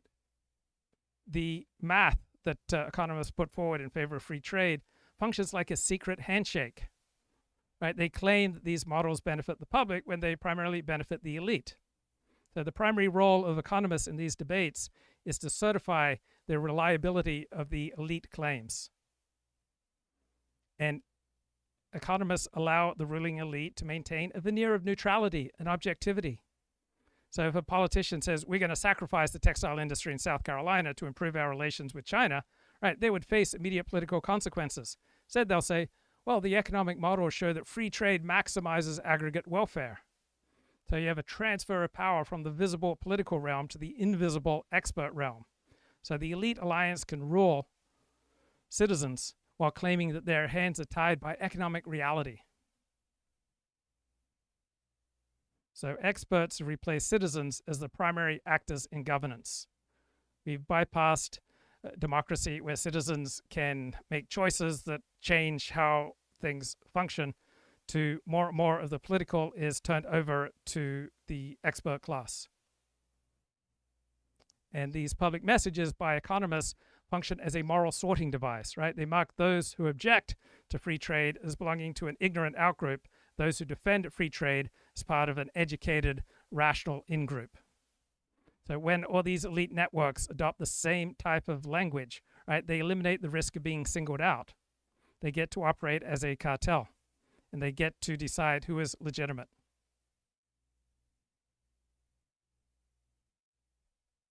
Suppose is some of it the work of David Goodhart, some of it Matt Goodwin, this whole idea of our political elites having abandoned the centrality of the nation state and the fact that the first duty of a politician is to his own country, and instead, through international law in particular, you see this embrace of every country but your own. So you would see that as one of the central, in other words, the abdication of national politics by our political institutions, by our political leaders, you would see as one of the fundamental preconditions for this idea of civil strife. Yes, I do, because from the perspective of the rest of the population, to use David Goodhart's frame, from the perspective of the somewheres, this is a gigantic betrayal. They look at the country and they say, this is a broken country. And almost everyone acknowledges this. I mean, on left and right, there's a subtitle of however many national reports has this term, broken Britain. So there's really not much controversy in the suggestion that this is a very seriously politically, socially, economically ill country. And it feels to people that it is broken, and that makes them wonder why. Why was it broken? Why was this done? Who broke it? And who are the yes, guilty right. men? So I think people apprehend that the country is broken, and I think they have a fair idea of who broke it. But I personally would you like to name names? I think you just did moments ago. You talked about the Blair transformation of the British state was astonishing in its breadth, and it's been very successful. This is not the same country, and I've lived in Britain since 1998, and I recall very, and I feel that in my own personal experience, it's massively transformed in that period. And of course, the Blair government, the Blairite establishment, which continued. So sometimes the citizen just wants to relax. And in a multicultural world, it can become a little more difficult to relax. There's no need for all this drama. Yeah, it's horrendous. I don't know what's going on here. I was just relaxing. I was just trying to watch a movie, Had a couple glasses of wine. And then I hear some yelling and stuff, and they start running down here with rocks and bats. Why is there a fight outside my house? Oh, there's such shadowboxing. Yeah, but they weren't actually fighting. They were just like shadowboxing and marching towards each other. Make sure the neighbour's alright, because I heard her yelling and she got hit with a rock apparently. So, well, it's pretty average, yeah. I don't know why she's getting hit with a rock when she's just relaxing. Police rock around, there's only one policeman and there were like 30 of them running around, so I was a bit like, that's not going to work. I didn't expect it, because obviously I was relaxing, but yeah, there's much going on. I don't know. It was like 30 of them. Like, what the heck's going on there? I don't know. It's like a war. It felt like I was in a war. Well, just relax, mate. Like, we're in Australia, Like, there's no need for all this drama. That's pretty good, mate. So Helen Andrews has an interesting post on X. The boom in Southern colleges is white flight from Asian education norms. That's my theory. So I went to bookmark it and I found out Helen Andrews has blocked me. Oh, I'm such a big Helen Andrews fan. The milk of human kindness flows through my veins. So hurtful that Helen Andrews would block me. I admire her body of work. I'm going to try to stay strong. You'd after Blair, of course. Because the Tories, again, let's be fair or unfair to both sides. David Cameron explicitly saw himself as the heir to Blair. He says quite explicitly he wants a Conservative Party where Liberals will be at home. Theresa May continues the whole of the net zero agenda and intensifies it. Similarly, non-crime hate incidents. In other words, we've had, and I think it's a problem, David, I find myself shrinking when you start sounding like an online conspiracy theorist, but we really have had post-Blair, a uniparty government that has simply prolonged the Blair episode, that has left major figures from the Blair years in power, that you had a Conservative government giving the chairmanship of English Nature to a Labour cabinet minister, to Chris Smith. We've just had scenes of Theresa May and Yvette Cooper sitting girlishly giggling at each other. We have a former Conservative Attorney General advising the government on how to outlaw Islamophobia, or whatever turn of phrase we've now. So if you just read one book this week, read the book by Hugo Mercier. It's called Not Born Yesterday, The Science of Who We Trust and What We Believe. And here is the thesis. We did not evolve to be gullible with regard to our vital interests. So elite rule relies on the false contention that somehow we evolved to be gullible with regard to our vital interests. Right? That false belief provides the perfect foundation for elites to rule us. Right? If we're not evolved to be gullible, if we're highly vigilant creatures endowed with open vigilance mechanisms to evaluate arguments and track credibility to prevent being misled when it comes to our vital interests, then we don't need nearly as much elite rule. But we have an enormous elite alliance pushing this false idea that somehow we just evolved to be gullible with regard to our vital interests. And this isn't based on evidence. This isn't based on science. It is a strategic coordination designed to protect elite status and elite power. Because if people just evolve to be gullible, then it's wide open season for elite rule. Right, back to Decoding the Gurus, Decoding Scott Galloway.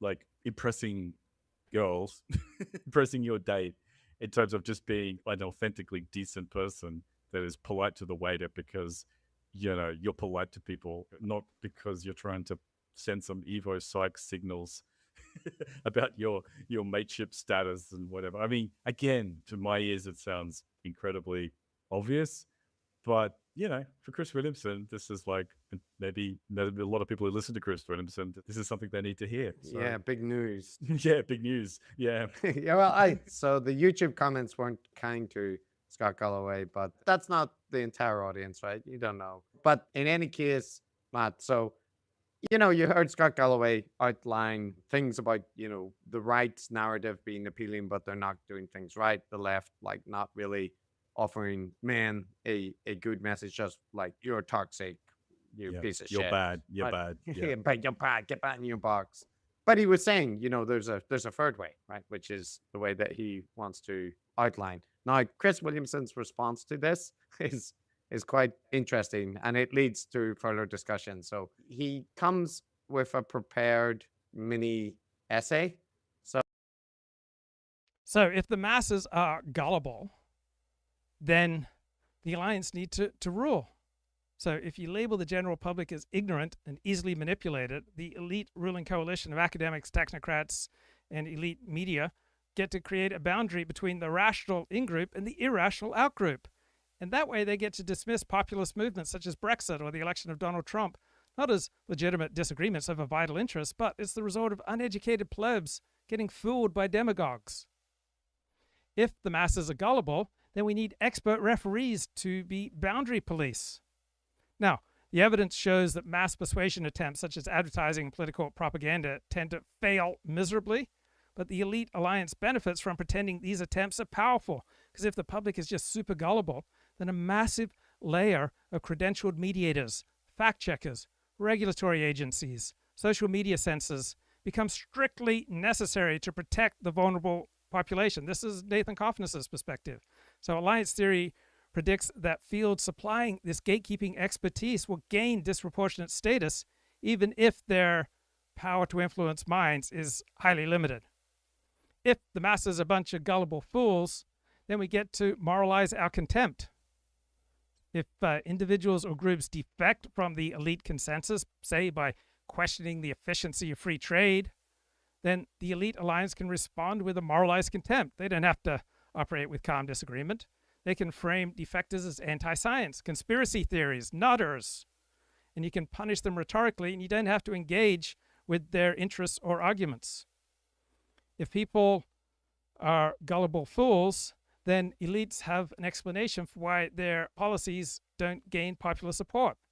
So instead of admitting that their priorities, such as global capital flow, may harm the dignity and vital interests of citizens, they can claim the citizens are simply too stupid, too gullible to understand what is best for them. So if people are not as gullible as the elites tell us with regard to their vital interests, why is the belief in the stupidity and gullibility of the masses so popular among the elite? Because it's mind candy, it's compelling, it's thrilling. Right? They can worry about subliminal messages or Russian bots. Right? They can spread these stories as a low-cost way to coordinate their group's identity as the protectors of reality against a sea of misinformed citizens. So elites push for this theory of universal gullibility as a strategic tool for their own power. By defining citizens as cognitively infirm, the elite justify their own power, their own authority to rule. They bypass the need to make hard material concessions to citizens. They convert a democratic bargaining process into technical expert oversight. Right? We are not broadly gullible with regard to our vital interests. We tend to trust selectively. We tend to evaluate claims based on our own interests. Most forms of mass persuasion fail. What looks like mass stupidity is usually strategic belief expression rather than sincere credulity. People profess beliefs not on the basis of truth, but to signal loyalty, identity, or defiance more than they are just stupid. So if people are not especially gullible, why is there such a massive cross-institutional alliance insisting that they are stupid and gullible? Because the public is gullible is an alliance protective belief among our ruling elite. So let's hear it. And I don't think that there's been fantastic policies put forward by either side, but at least this is why guys are turning to the right, that they don't feel demonized if they go there. Well, and they don't feel seen. I feel like they're not going, I don't feel like they're moving towards the Republican Party. I feel like they're leaving the Democratic Party. Agreed. I've got this short essay that I wanted to read you that I think is interesting when you talked about the levels of vulnerability, sensitivity, sort of balancing being in touch, not being sort of, how do you say, pathologically stoic, with also being masculine. So this is the challenge of... So if the masses are gullible and easily misled, then we need credentialed intermediaries. They're morally necessary. We need journalists, platform moderators, public health officials, national security agencies, economists, NGO staff. They all gain authority from the premise that the public cannot be reliable to judge truth on their own. So the gullibility narrative converts status into guardianship.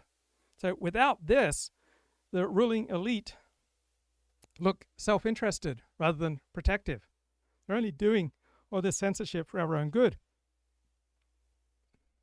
So with the gullibility narrative, elite failure is the result of popular pathology.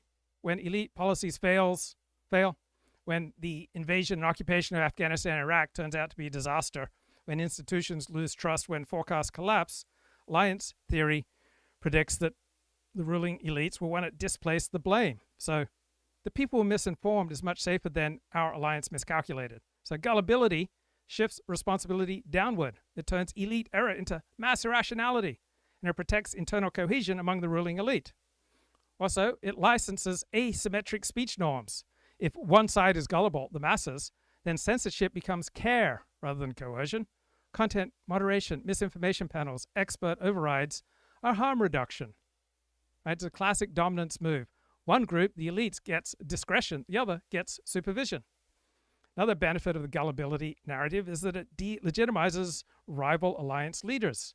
You get to delegitimize nationalists and tribalists and populists, right? People who speak directly to the masses. Their followers are gullible. They're stupid. So their leaders don't have any legitimacy. You don't have to engage with their arguments. You don't have to defeat an alternative coalition. You are diagnosing a cognitive defect. So you get to avoid debate and preserve your power. With the gullible masses story, you get to create a shared enemy across various elite factions. So tech firms, media, academia, public health, security agencies disagree on many things, but they can all agree on the stupidity of the masses. So a common external threat stabilizes the ruling elite power structure that would otherwise fragment. So the threat that unites the ruling elite is this epistemic disorder that is rife among ordinary people. Another advantage of the gullibility narrative is you get to convert dissent into a mental health issue. Once gullibility of the masses is assumed, disagreement no longer signals rational conflicts of interest, it signals manipulation, radicalization, pathology. So you get to escalate without negotiation. You do not bargain with the sick and the confused. You manage them. You care for them. You control them. So Hugo Mercier and his thesis is resisted. He's not debated because his work completely undermines the moral foundation of elite supervision. Elites are far more in favor of censorship than ordinary people. So if people are broadly competent to make judgments, then all these paternalistic institutions lose their justification. So the belief that people are gullible persists not because it's true, but because it serves power. It protects elite status, it legitimizes their control, it deflects blame, it weakens rivals. This belief is strategic, socially useful, not so true. Motivating men. Some advice on how to support men. Men want to aim high without feeling insufficient if they fall short. Men want their suffering to be recognized and appreciated without being pandered to or patronized and made to feel weak. Men want to believe that they can be more without feeling like they're not already enough. Men want to be able to open up without being judged. Men want support. Yeah, if anyone spoke like this in Australia, and I would think in working class England, they would just be laughed and laughed at. Without feeling broken. Men want to be loved for who they are, not for what they do. The TLDR is blending inspiration with compassion is not an easy task. How do I set lofty goals which drive me to fulfill my potential without feeling less than if I don't get there tomorrow is a question asked by every guy ever. The desire for self-love and high performance comes into conflict inside the mind of everyone, men especially. Sure, some men are all driving goals with non-introspection, and sure, some men are all reflection and inner work with few external desires, but most men desire a mix of encouraged self-belief and understanding support. Inevitably, these two things come into conflict. Basically, every man just wants to hear, I know you can be more, but you are enough already, and even if you just stay where you are, I'll be right here next to you. You're going to be great, but you don't need to be great, and I'm with you no matter what. Well, that's simple enough. That's, I mean, is that too much to ask?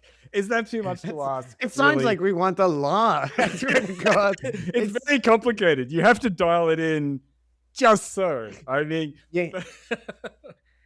Yeah, like this is interesting to me. A bit like Rogan poetry. It is interesting. Like it is. Actually, I'm sorry to be mean. I mean, I've got to. You know, I just routinely mean to Chris Riddomson at this point, but why not? I mean, but it is funny. Like if I read that to my wife or just explained those sentiments to my wife in any way, shape, or form, I think she would just laugh me out of the room. She just would, right? Like I know that people would go, no, this is all self-helpy clinical speak, which I know that a lot of people across the political spectrum, especially in the United States, respect and think is normal.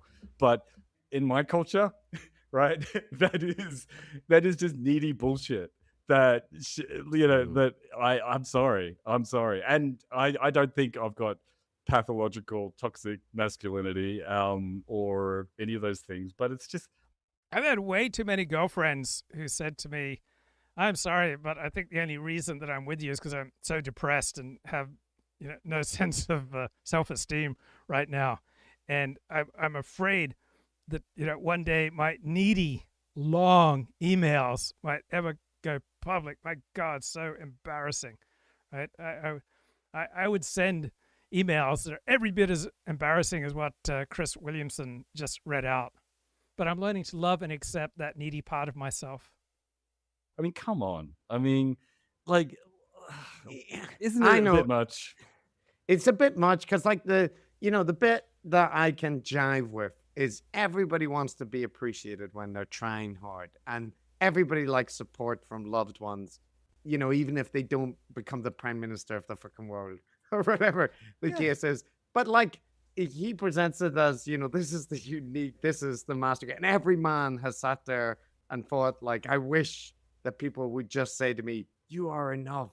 As you are not. You're enough, Chris. You are enough, Chris. You're enough. You are enough. Like, I believe you can be more as a podcast host.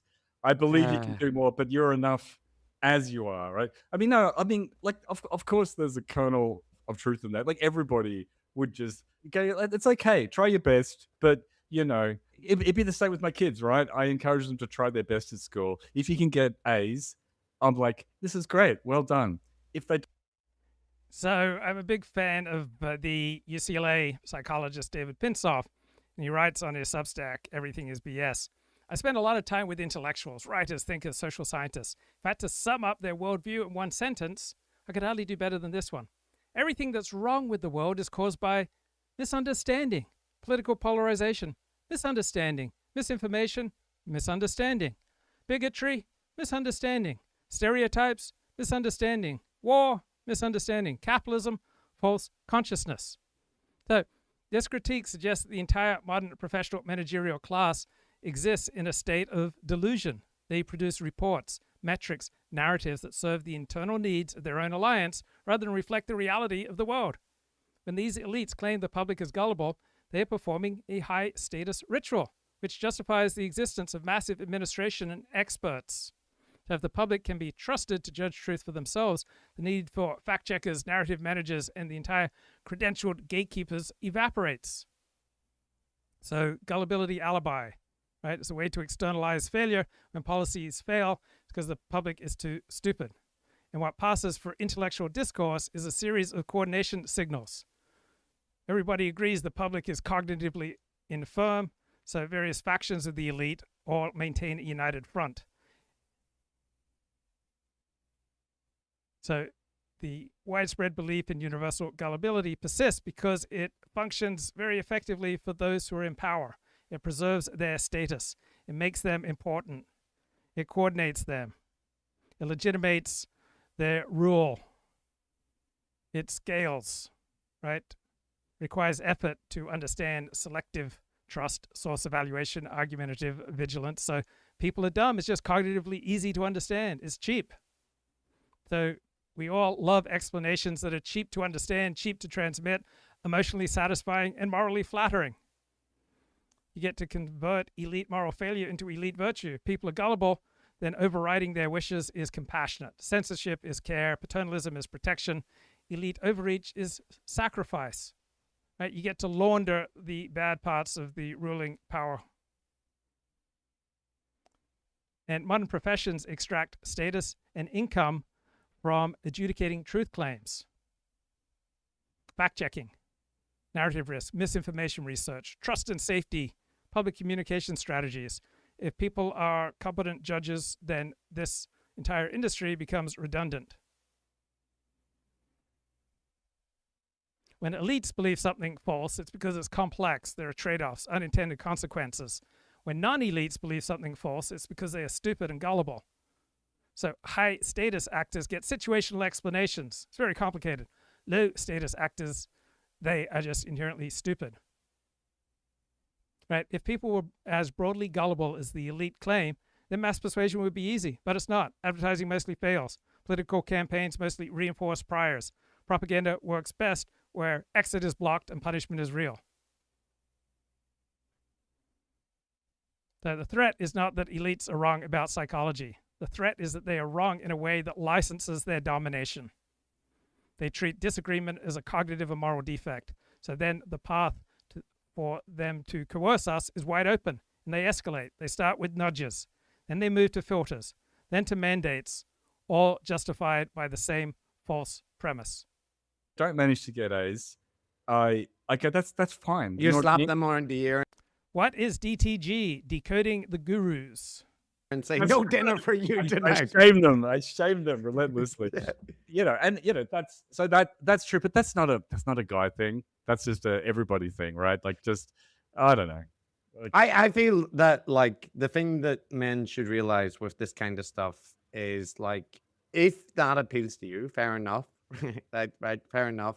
But don't be go judging, like, when women, right, this is what women want from men, and they produce a big list of things. So why did we have an American Revolution? Because of an abstract love of liberty? Because of the application of rational principles from the Enlightenment? Because people read John Locke? No, it was a coalition breakdown among the ruling elites. So for most of the 18th century, American colonial elites saw themselves as royal members of the British coalition. They fought Britain's wars. They enforced Britain's trade rules. They modeled their institutions on English institutions. They expected reciprocity. They expected their contributions would be rewarded with autonomy, respect, and inclusion in making decisions. Now, that bargain collapsed after the 7 Years' War against France. Colonies had paid heavily in blood and logistics, and London responded not with gratitude, but with ever tighter control, new taxes, trade enforcement, direct administration. They lost status. Colonial elites were treated less like partners, more like dependents. This is fatal, right? Elites tolerate costs if they believe that they are insiders. They revolt when they realize they are permanent juniors. So no taxation without representation was not about the money. It was about status. We count, we belong, we have standing. So the British elites made a critical error. They framed colonial resistance as disobedience rather than as a coalition negotiation. So every punitive measure that Britain took hardened the perception by American colonial elites that advancement within the British Empire was blocked for them. Once colonial elites concluded that recognition would never come, loyalty became irrational. Ideology follows incentives. Enlightenment language about natural rights simply provided moral cover for the new strategic realignment. Revolutionaries then built an alternative coalition where they could have status. Right? It was a bid to enter and build a different alliance system on better terms for them. The American Revolution was not inevitable. It's not primarily philosophical. It's because colonial elites realized that there was no way for them to rise in status, that they'd been blocked. And so when a coalition is blocked from upward mobility, rebellion is not radical, it is the rational response. That's right. That's right. If you've got your manifesto of how women should be treating you, then you're gonna have to let them have they're allowed to have a list as well. But the other funny thing about it too is that, like, that to me reads like, if that was not delivered by Chris Williamson, I could imagine that being delivered by like a very woke guy. Oh yeah, like, yeah. Exactly the kind of guy that Chris Williamson's audience would despise, basically. And again, it's fine to have feelings, and it's fine to express them in a slightly cringe, emo kind of way. That's all fine. But just, recognize that maybe you're not the kind of hunter, red in tooth and claw, grizzled, potential weekend warrior, commando, adventurer, here, legend in your own lunchtime. Maybe consider what you are. When Ugg comes back to the hearth after hunting a hard day of mammoth, clubbing the mammoth. And well, they don't club; they use spears. Okay. So if you just listen to one left-wing podcast, listen to Decoding the Gurus. So I often wonder, why doesn't the ruling coalition buy me off? Right? Why don't ruling coalitions do a better job of buying off their most dangerous opponents? And the answer is, buying off a dangerous opponent corrodes the ruling coalition faster than fighting opponents. See, buy-offs teach the wrong lessons. If a ruling coalition visibly rewards pressure, disruption, or threat, it incentivizes others to escalate. Quiet dissent becomes loud. Moderates radicalize. The coalition trains its future enemies by showing them that menace pays. Second, internal allies will always watch power more closely than enemies do. So every concession to an opponent is a betrayal. Core supporters think, why are they getting rewarded while we pay the costs? So that weakens loyalty. Ruling coalitions fall from internal defection, not external attack. Dangerous opponents are rarely singular. They usually represent a faction, a mood, or a grievance that cannot be permanently bought off. You can pay leaders, but followers notice. You can absorb rhetoric, but resentment persists. Fourth, buy-offs destroy moral hierarchy. Coalitions survive by telling a story about who deserves power. Buying off opponents, it negates this claim. It collapses the moral boundary between legitimate insiders and illegitimate challengers. So authority drains. There's an adverse selection problem. The opponents most willing to be bought out are the least dangerous. The most dangerous ones want dominance, not payments. And there is a coordination trap. Every buy-off has to be enforced. That requires trust. Opponents strong enough to be dangerous are hard to trust. So buying off enemies looks rational in isolation. But as far as coalitions work, as far as alliances work, as far as power works in the real world, buying off an enemy signals weakness. It alienates your allies, it multiplies threats, and it dissolves legitimacy. So ruling power coalitions will prefer repression, exclusion, and moralization, not because they are stupid, but because appeasement is the fastest path to collapse. So expertise is valuable social property that belongs to specific communities. A ruling coalition is not just a group of people, it is a group of people that shares a monopoly on the credentialed language of governance. So buying off a dangerous opponent often requires granting them standing, giving them a seat at the table where decisions are made. This is dangerous because it introduces someone with a different type of knowledge, a tacit knowledge. So if an outsider can walk in and start making decisions without having been socialized into the coalition's private tongue, the value of the expertise collapses. The coalition loses its ability to claim that its power is based on neutral technical necessity. Also, you get the risk of moral contagion. Right? Every member of a ruling coalition acts as a guarantor for every other member. So when a coalition buys off an opponent, it is essentially certifying someone who was previously defined as illegitimate. This creates reputational risk. You buy off the heretic, the nationalist who rejects free trade, you bring them into the content, then you contaminate the whole alliance. Other members of the elite alliance will stop trusting the coalition because it's now bonded to a defector. Right? Coalitions survive by pretending they don't have a choice, that the science, the economics, the math dictates their policies. Buying off an opponent is a visible act of political agency, shows the public that the power coalition can make choices and bargains. This destroys the alibi of the elites. Public sees the coalition negotiating over what was previously called economic reality, and the entire veneer of neutrality is stripped away. The ruling power coalition can no longer hide behind experts. It's now revealed as a group of people making self-interested deals. So coalitions operate within specific jurisdictions defined by their expertise, such as trade or health. So a dangerous opponent attacks from a different jurisdiction using common sense, national interest, or dignity. You cannot buy off an opponent from a rival jurisdiction without surrendering your own monopoly. So repression or exclusion is the only way for an expert-led coalition to maintain the purity of its knowledge base. You can't share power without devaluing the credentials that justify your power. You cannot bond with an outsider without losing the trust of your allies. You cannot bargain without admitting that your technical decisions are political. Right? Ruling coalitions do not buy off opponents because the price of the opponent is the very thing that makes the coalition an elite alliance in the first place. Their exclusive claim to define reality. Shows how much you know. But anyway, when he comes back from that and he feels the mammoth got away, right? It was close one. What he wants to hear Guga say is, that was enough. You did enough. And then he'll be good. He tried his best. That's the main thing. He'll try his best. That's the thing. So yeah.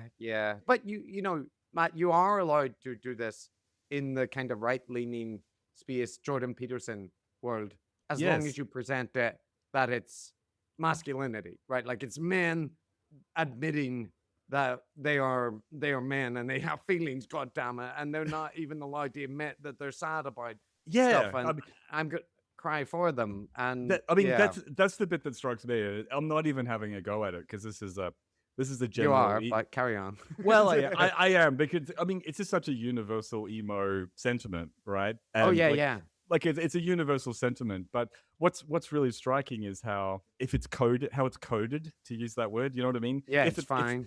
If it's coded masculinity manosphere thing, that's fine. That's cool. But if it's coded as like soft, as woke, weak, then it's a weak.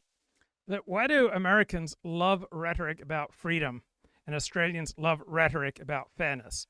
Now, political coalitions, power coalitions, alliances don't depend on the accuracy of their arguments, the profundity of their moral vision, right? They depend upon serving various members of an alliance so that they can have the reins of the coercive powers of government.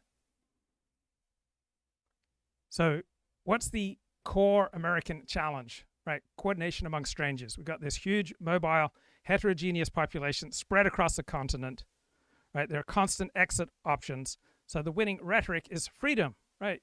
You can join a coalition that will not trap you.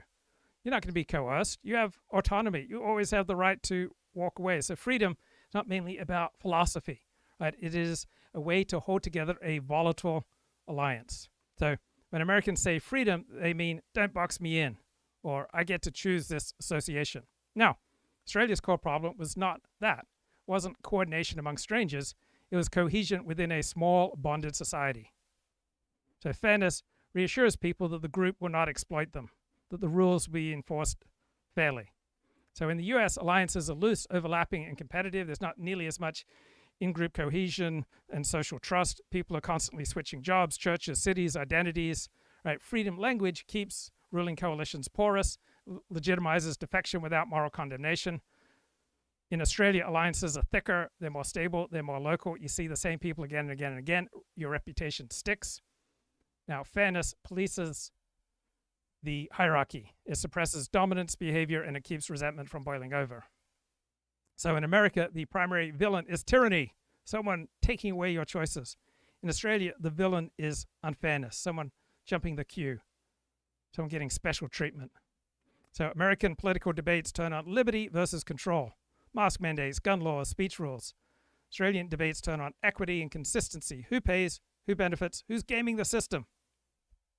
Right. Freedom works as rhetoric where exit is easy, coalitions are fragile. Fairness works where exit is costly and coalitions must endure. So Americans say freedom because they fear being trapped. Australians say fairness because they fear being screwed. Man, it's like, but no, it's the same picture. It's the same picture. You're all weak. You're all weak. Just get on with it. We're all weak. That's right. We're all weak. Just get on with it. Yeah, but well, so let's see how Scott responds to that because I mean, he prepared the essay, right? I'm kind of He prepared an essay. Yeah, I mean, I'm prepared at that. So let's see what Scott says in response. Yeah, two thoughts crossed my mind. I really like listening to that. And I feel like what you just described, if I were to summarize it or distill it all into one word, it'd be dad. And that is, you just sort of described what I see as my mission and purpose as a father. And that is, my oldest is applying to college. So I'm at home with him yesterday, and we're talking about his supplemental essay, and we sit down. And, you know, he said he was going to finish it in the morning and he didn't. And I'm all over his ass. I'm like, okay, you said that this morning. You're up playing fucking video games. Get your shit together. You're not 15. I mean, I'm on him. And then he writes it and I'm like, you know, it's great. And the reason it's great is because it's you and you're great. You know, it's a little bit, it's a mix. And I think very few people, except a father figure or an older male, can communicate both those things in equal measure and have it really resonate with a boy. I just think there's certain things that men can do for boys that is very difficult for women, and vice versa. So who gets a journalism prize? Right? I'm 59 years of age and I have yet to receive my Pulitzer. So prizes are devices that help coordinate alliances. Right. The public interest matters, truth matters, but the primary purpose of a journalism prize is to align the alliance. So prizes reward narratives that reinforce the shared moral framework. It's not about facts, it's about the correct interpretation of facts. It's about the protection of the ruling alliance. Certain conclusions are pre-approved, others are radioactive, no matter how much evidence there is. So this is a way to solve coordination problems. You've got thousands of journalists. They need to know what good journalism means. So a journalism prize compresses all this information about what is good journalism into one single signal. It's a way to launder power. You get to enact and push forward a particular agenda and frame it as neutral truth-seeking through the prestige of the Pulitzer Prize. So what type of narrative gets rewarded, right? Work that flatters elite self-conceptions. Narratives where elites are the solution to problems caused by non-elites. Work that moralizes rather than falsifies. Work that has clear villains, clear victims, clear lessons. Work that disciplines and exposes outsiders. Exposes populists, heretics, nationalists, people outside the ruling coalition. What type of journalism does not get prizes, right? Any reporting that threatens the alliance, the elite consensus. Work that challenges the conventional morality. Any investigation that implies elite failure. Work where there's not a morally satisfying scapegoat. So what gets rewarded in journalism is not that which is true, but does this troop help our team? So prizes are a seal of approval that allows different parts of an elite alliance to trust one another. So if you get a Pulitzer Prize, you are certified. Right? Other parts of the alliance now get to use your work as a foundation for their own work, right? a Pulitzer Prize, a journalism prize, says this information is now safe for you to use. You can build policy upon it without fear of any reputational contagion. So experts want to defend their power and status from outsiders. So journalism prizes act as a boundary marker. You only reward those who use the correct methods, the correct moral frameworks. So the tacit knowledge of the outsider is illegitimate. You don't give prizes to reporters who use common sense or local testimony to debunk an expert model. Right? You give prizes to those who use expert tools, data sets, credentials, technical jargon. Right? The truth is something owned by those who have credentials. It's not something that's accessible to outsiders. With a prize, you get to ensure that a particular narrative is enhanced. Right? There's one dominant narrative, and you can't contest this narrative without being anti-truth or anti-science. So you have an approved narrative that becomes a black box that the public is not allowed to enter. And you create an alibi by giving a journalism award for this excellent investigation, this type of truth. You get to hide the political choices in elevating that particular narrative. Right? You get to claim, oh, this story rose to the top because of its inherent quality, rather than its use in coordinating our group's interest. So you get to move a narrative from contested to a certified fact for the rest of the elite alliance. You get to devalue outside knowledge in favor of expert reporting. And you get to mask political coordination as a neutral celebration of truth. So a prize-winning story is a successful weapon for the maintenance of a particular ruling elite. So when I hear that, I think all of it is true. And I think the people who are most effective at delivering that type of salt and vinegar kind of love and inspiration and motivation, and occasionally a swift kick in the ass, are a male role model. Yeah. And if you were to look at where, I think, going to problems, if you look at the single point of failure, it's when a boy loses a male role model. Okay, lots of good stuff in this conversation. Here we go, mate. Greater levels of depression in early childhood follow up. Things being equal is going to be more. Which, the particular mechanism is applying, because there's. So one thing that gets me about Scott Galloway is how often he just throws out data as though he actually knows what he's talking about, and all the times that he does that, this particular decoding, right, his data is highly dubious. Are confounded a lot, right? Like it's certainly exactly not as simple. And I believe what he's referencing here is a blog from the Institute for Family Studies, which makes these claims, right? And it's got. Boy, I've done a really bad job with my timestamps. Foolish me, I am an error. Boy, maybe this will convince you. So this stinks of her. It's all. But if I remember her work and the work Richard's done, the moment a young man, a boy, loses a male role model through death, disease, abandonment, he becomes more likely at that moment to be incarcerated than graduate from college. Right. Yep. A girl will, So if you can make a dramatic claim and throw in data, right, that's great for advancing your own status. But instead, keeping fidelity to the truth, not so easy to make dramatic claims. Maybe being more promiscuous because she's looking for male approval in the wrong places. She has the same rates of college attendance, income, and self-harm. Makes no difference. And so essentially, while boys are physically stronger, they're mentally and emotionally and neurologically much weaker. And we don't. He speaks with absolute assurance and just throws out facts. Sounds very convincing, but his facts are highly dubious. I won't even acknowledge that. Boys are weaker, neurologically and emotionally. More fragile, perhaps. Yeah, more tenuous. Yeah, so did you look into that one? Because, again, it seems, I don't know. So let me remember. Girls become more promiscuous when they lose a male role model figure or a father figure, and boys become much less likely to graduate from college and whatever life outcomes. That was the empirical references there. Did you look into those as well? Yeah, I did, and I could go through at some length about them. But the general thing is Follower absence being linked to higher incarceration and lower college attainment for boys.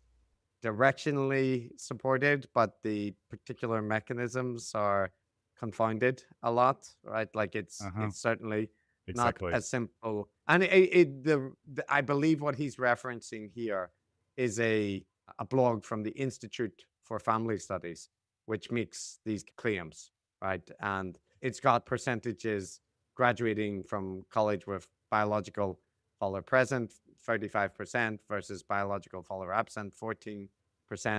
Yeah. And did they control for all the massive confounds with socioeconomic status, right? Because actually single parent households are socioeconomically far more concentrated and you know, more disorganized households with things changing all the time, much more concentrated at the lower end of things, which obviously has a massive correlation with college attendance. So did they control for those other things for socioeconomic? Yeah. Well, Matt, this is a blog citing a whole bunch of sources, right? It's so individual books and whatnot. Some of them have controlled and some of them have not. But when I look, it's directionally true, but again, overstated, and the confidence with which, you know, the particular mechanism is applying. Because there's obviously, like, if there is no biological follower present, there's usually a lot of other things going on. Right? Exactly. Like, that's so, right. There's a whole bunch of socioeconomic things associated with that. So look, I'm not having a go at this because I don't like the narrative. Like, his narrative there is very nice, right? The narrative is, hey, you know, boys are vulnerable too. So when they say narrative is nice or narrative is terrible, obviously they mean narrative that fits in with my particular hero system. So from a social perspective, how would you decoding the gurus? You would understand this podcast as an alliance maintenance project rather than a neutral truth-seeking one. So the job of this podcast is to police the boundary between legitimate knowledge brokers and illegitimate charisma entrepreneurs. So the podcast is not mainly about whether specific claims are true. It's really about who is authorized to speak, who should be allowed to monetize attention, who should command trust outside of institutional sponsorship. So when you label someone a guru, that's a status move. Right? Calling someone a guru reframes their influence as parasitic rather than earned. It strips away their status without having to engage on substance.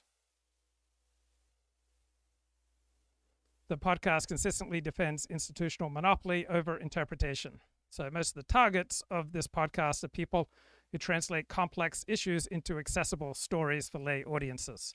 So this translation threatens professional gatekeepers. So by portraying these simple narratives and the people who produce them as reckless or narcissistic or grifters, the podcast reinforces that knowledge should remain mediated by institutions, not by individuals with microphones.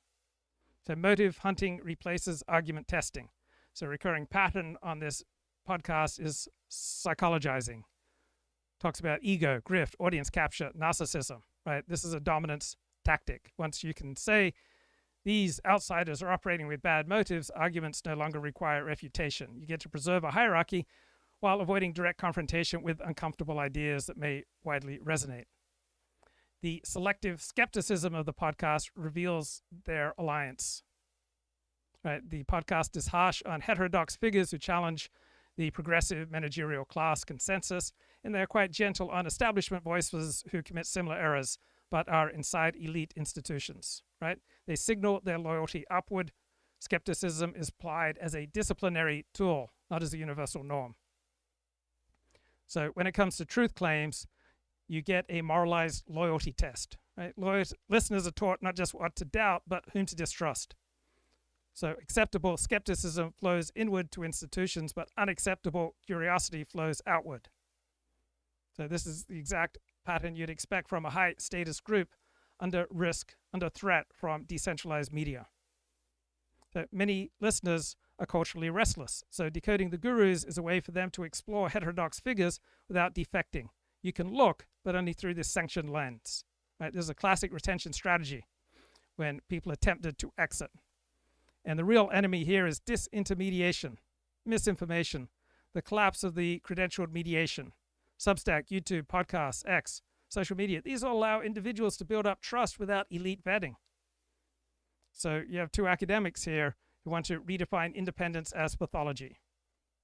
So decoding the gurus is less about decoding ideas than decoding threats to the ruling elite alliance system that is built on credentials, institutions, and controlled status distribution. It reassures insiders, it disciplines and mocks outsiders, and it teaches audience who to trust. They need support and stuff. Everyone can get on board with that. But yeah, I guess I'm just a little bit sensitive at this point, Chris, where this kind of picking up these little factoids because they fit nicely into Just So's story about that stuff. I mean, I think it's kind of probably trivially true that having two parents, all things being equal, is going to be more conducive to all kinds of positive life outcomes than one or zero, right? That seems, I don't think most people would find that shocking. But yeah, I mean, I don't know. So, Matt, there's a paper, right, when I was looking into this, follower absence and trajectories of offspring mental health across adolescence and young adulthood, findings from a UK birth cohort. And this. So I asked for more specific arguments to back up this critique of decoding the gurus. So they give me Decoding the Gurus versus Jordan Peterson. So Jordan Peterson is treated by the podcast less as a bundle of arguments and more as an objective pathology, right? His rise matters because he creates a mass audience without institutional sponsorship. He speaks in moral and mythic language that competes with academic authority. So the podcast critiques his affect, his dress, his emotions, his narcissism. These are all status stripping moves. So when someone bypasses credentialed channels and still commands loyalty, then elites will be incentivized to attack the person's legitimacy rather than refuting the person's claims. So the repeated focus on self-help guru energy is a way of saying this kind of authority is bad. Joe Rogan is dangerous not because of any single belief. He's dangerous because he hosts long-form conversations that collapse gatekeeping. He lets those without credentials speak directly to the public without a journalistic filter. This is irresponsible. It's naive. It corrupts his audience. If you cannot control the channel, you must delegitimize the channel owner. So, a great deal of time is spent on Joe Rogan's platforming as a moral failure. Sam Harris is treated gently as one of the good guys because he operates within the hero system of the hosts. So the podcast will default to explanations of grift, narcissism, audience capture, trauma. But these explanations are rarely applied symmetrically to legacy media figures or tenured academics or NGO-affiliated experts who also chase attention and funding.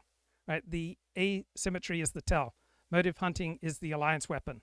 Once you can accuse the outsider of corrupt motives, then their arguments no longer matter.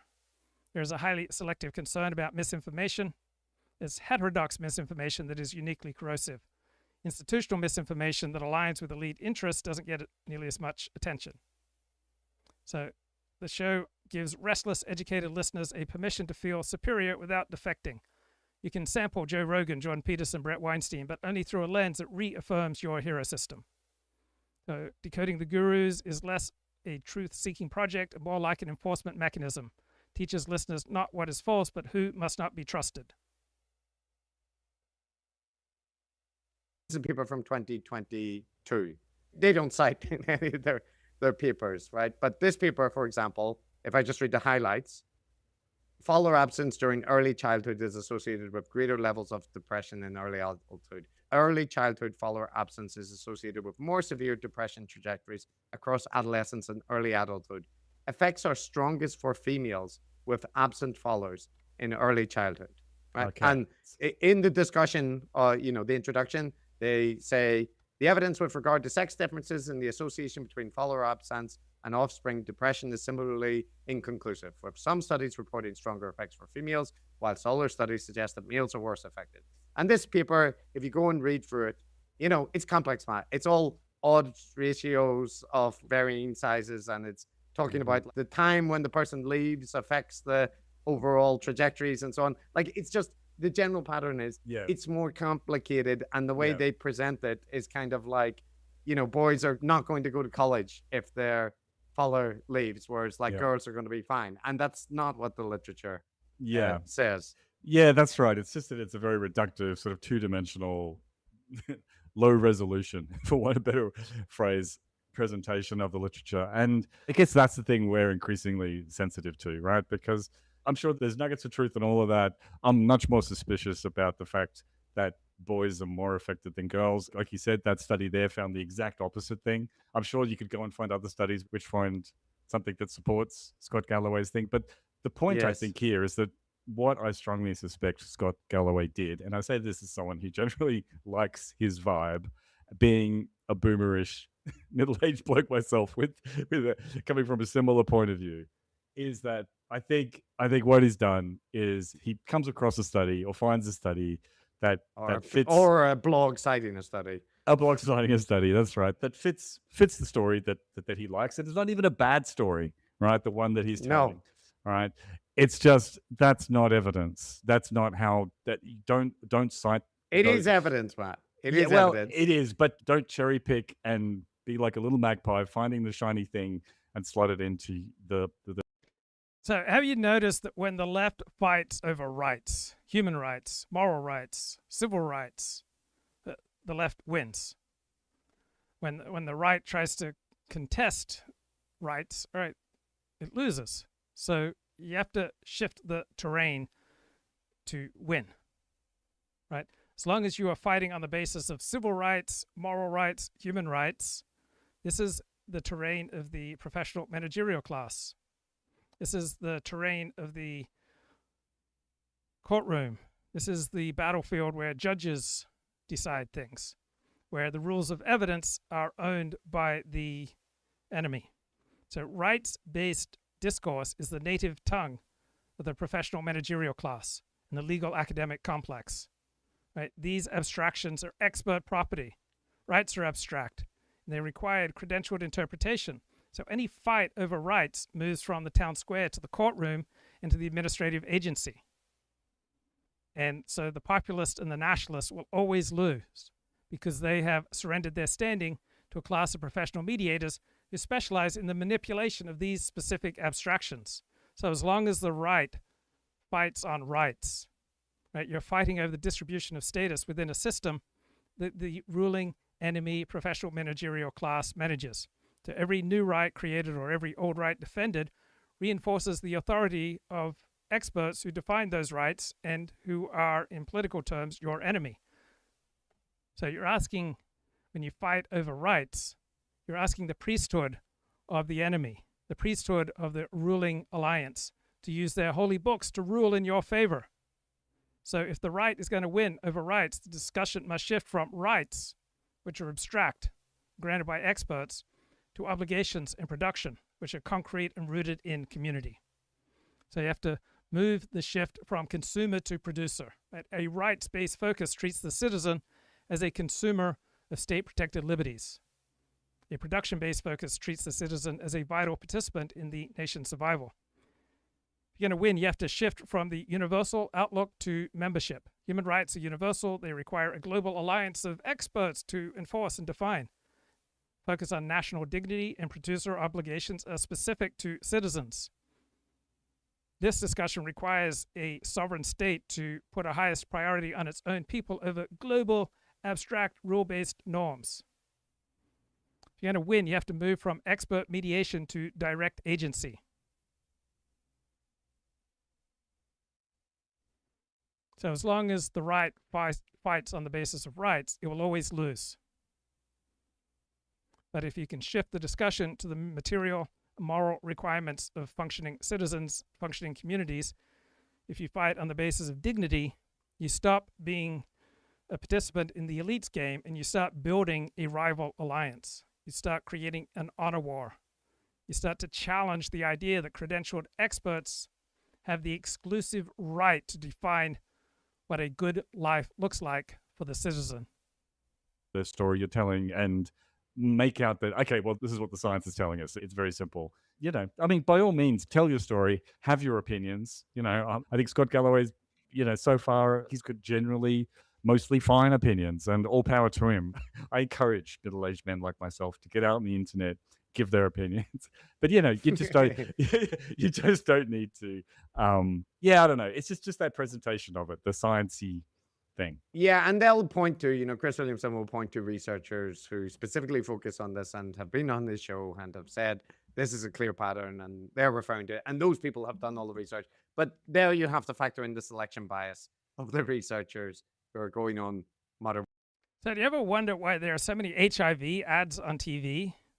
Why there are so many ads for pharmaceutical products that allow you to have sex with as many strangers as possible without getting some deadly disease, right? Much of the population must find these ads horrifying, annoying, revolting. So why are there so many HIV ads on TV? So these ads are not about persuading the masses, right? These ads are about signaling loyalty to allies in the ruling elite and enforcing moral norms inside the elite coalition. So the real audience is not you. The real audience for these PrEP ads is institutions, regulators, advocacy groups, pharmaceutical partners, media peers, advertisers, the ruling elite. So running HIV ads shows that you are aligned with power, with public health bureaucracies, with LGBTQ advocacy, with DEI norms, with the medical establishment, with the academy. So this alignment buys protection and status inside the ruling power structure, even if regular people hate the content. So the revulsion you may feel with all these pro-promiscuity advertising, your revulsion is not a bug. It is the feature. Right? If you can put out an ad that makes large part of the public revolted and the TV network runs it anyway, that shows how independent you are from mass taste, shows how loyal you are to the elite. It says, we answer to the elite coalition. We don't worry about the public. It's a strong signal. It's like wearing a yarmulke. If I wear a yarmulke in a time when Jews are not given as much automatic kindness and respect as they used to be in America, that's a strong signal that I have an intense in-group identity. These ads sort people into the right people and the wrong people. Anyone who objects, anyone who's revolted, right, is bad, is a member of the out-group. People who defend or normalize the ads are part of the elite in-group. So HIV ads persist, not to sell drugs, but because the reputation payoff outweighs the audience irritation. Right? TV networks get reputation insurance. Big Pharma gets moral cover.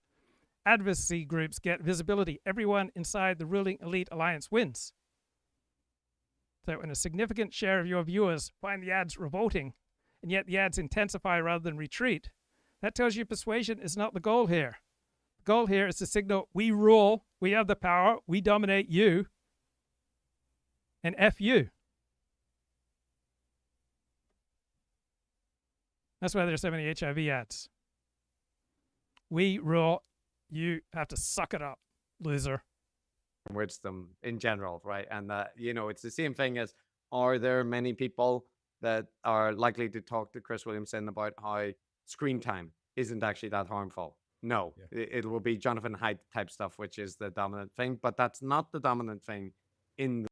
Right. Will you get status as an academic going on CBS News and saying screen time is not a big deal? No, you'll only get status usually as an academic if you say this is a crisis. Literature, if you look, at the kind of critical scholarship around it. So anyway, the general picture is anytime that a figure is cited or referenced in this conversation, you should take it with a significant pinch of salt, because every single time I hunted it down and found like the paper that I think it referenced or the source that it was from, it was exaggerated or hyperbolically stated. And it's like you said, it's not that it's not necessarily like pointing to something that actually applies in certain respects. It's just that it's not as extreme or simple as suggested. And yes, that's often the way and so on, but you don't have to do that. You could say it without the hyperbole. Yeah. So anyway, that's it. So I think a common pattern is whenever Chris Williamson says Galloway or discussing research, it's kind of triggering. They get triggered by seeing headlines where you have to add in disclaimers or whatever. And I get triggered, or we get triggered by people using scholarship in this like decorative way to just like rhetorically enforce the point. But in terms of actual programs and whatnot, we heard some things, and this was another one that was brought up, and it was quite a surprising exchange about it. There are 3 times as, and quite frankly, men aren't stepping up. There are 3 times as many women applying to be big sisters in New York. It's a big sister. Big sister, like big brother, big sister. It's an adult who says, it's funny you don't know that. It's this wonderful program. And it's like, say you're a guy in your 30s or 40s, maybe you have kids, maybe you don't. You can apply to be a big brother, and all you do really is just hang out with a boy, usually a single mother, but a boy who doesn't have a lot of male mentorship. Okay.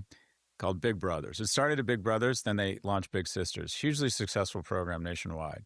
3 times as women are applying to be big sisters of New York than men are applying to be big brothers. Wow. So men aren't stepping up. Also, there's this dangerous taboo, Chris, where if you're a man, say you're a single successful dude in your 30s, you could mean a lot to a boy. He's going to be impressed by you. And there's this weird notion that you have to be the CEO or a parent or a baller or the head of Goldman Sachs. No, you just have to show up. You just have to take an interest in their life. And quite frankly, save them from themselves because they make really stupid decisions, and just ask them questions. So we had a dramatic verdict against 2 doctors who assisted a minor with transmutilation surgery. So the medical industry is in for a shock. So why did the medical industry align with this type of transmutilation so early? Because it was a great earner, right? You have chronic patients. You have a need for lifelong medical care and medication. You have high margins. You have repeated specialist visits. You have surgical interventions. You have follow-up care. You have insurance billing codes. Right? Few other areas of medicine convert psychological distress into decades of reimbursable intervention so cleanly. It was a big earner for clinicians, hospitals, insurers, professional associations, and pharma. Right? You just had to comply with what was the elite consensus. And the risk seemed asymmetric. Right? If you simply affirmed people and their desire to have transmutilation treatment and surgery, then you were legally safe. If you delayed this type of mutilation, if you denied this type of mutilation, then you were risked being accused of discrimination, malpractice, contributing to suicide. So warning parents about suicide risk was liability transfer. Responsibility moved from the clinician to a treatment pathway. This treatment became life-saving. Refusal became dangerous. The ruling elite ideology served as moral armor, converted financial and reputational incentives into an ethical necessity. Profit and virtue aligned, so any dissent became deviance. Now, jury finding breaks that liability shield. It reframes harm as foreseeable negligence rather than tragic inevitability. So how will the medical establishment react? It will defensively retrench, not reverse itself. Professions will distance. Surgeons and clinicians will say, well, responsibility lies upstream. Psychologists will say, well, surgeons made the final call. Institutions say, well, providers deviated from our guidelines. You'll have a change in guidelines. Standards of care will change language. You'll have more individualized assessment, more emphasis on comorbidities. You'll have fewer absolute claims. So they'll try to preserve their legitimacy while reducing their legal exposure. You'll have a narrowing of who gets access to this mutilation. So adult care is easier to defend legally. So the medical industrial complex will concede ground on minors to protect the broader structure. And you'll have selective abandonment. Right? Providers with transmutilation will exit the field entirely once malpractice insurers raise rates or refuse coverage. So that's how alliances contract, not through moral epiphanies, but through underwriting. Also, quite frankly, because of the Catholic Church and Michael Jackson, there's a suspicion of men who want to hang out with boys. Yeah. Well, I can speak with some experience here because, I'm involved. Are you a big brother? Not a big brother, but I'm involved in some youth groups. The Amazing Shake, which is a program the Australian version of it was sort of lifted from the United States. So it's a kind of thing to encourage, young people to develop skills and social skills and be more confident and stuff like that, especially kids from lower SES backgrounds. That's something I'm happy to be involved with. I mean, this is all through the kids, so I can't claim too much. Just for it's about the kids. It's about the kids. No, it's more like I was railroaded into it because my kids were participating. But the other one is, Police Citizens Youth Club. It's another kind of organization which lots of outdoorsy camps and stuff like that. And, like it's not so much the case of my kids, but most of the other kids that are the part of it, there's a lot of big benefits there in terms of, I don't know, role models, and they're kind of pushing themselves and, I don't know, developing confidence and positive pro-social stuff. So Scott Galloway strikes me as someone who might be personally involved in that kind of thing, being a big brother or being... I think he's always talking about that he's mentoring several young men or whatever, but I think he's doing that like on his own. It's not part of an official program. He's just anyway. Scott Galloway seems to be. I don't know. He insists that he might well be. You probably. Matthew Continetti is my favorite daily pundit, and he's a National Review type of conservative. He's not a provocateur. He's not a populist. He's not MAGA. He's a boundary enforcer. He wouldn't, when he signed his book History of the American Right for Peter Brimlow, if I recall correctly, he wouldn't put any message. He wanted to keep a lot of distance between himself and Peter Brimlow. He is part of the post-Cold War Atlanticist pro-Israel institution respecting conservatism. He's operated in a priestly role. Right? He's not tried to win mass audience. He's there to discipline the conservative elite. He's married to a journalist of the Washington Free Beacon, Eliana Johnson, the editor there. So he's shifted from priest to watchman. He's there to govern the conservative movement and point out when people leave acceptable boundaries. So I respect Continetti because I think even though he's primarily performing boundary maintenance and elite stabilization for Conservatism Incorporated, I think he's pretty fair to dissidents. And that gives him credibility. He's careful, he's restrained. He doesn't attack conservatism. He just argues it and makes mistakes. So he's not trying to persuade the masses. He's not trying to excite a base. He's just trying to keep a particular National Review conservatism elite coalition alive across various political regime changes. So he's there to remind people what conservatism is supposed to look like. So he's boring in exactly the right way. He preserves continuity. He enforces memory. He keeps the doors open for restoration rather than replacement. So he is a curator of the respectable right, but he does it in a way that I think is pretty damn fair to dissidents. Probably aren't big in Japan, and you're a busy man. You're a slack bastard, aren't you? I'm a big brother to everyone, Matt. I'm a big brother to my students. I'm a big brother to people online.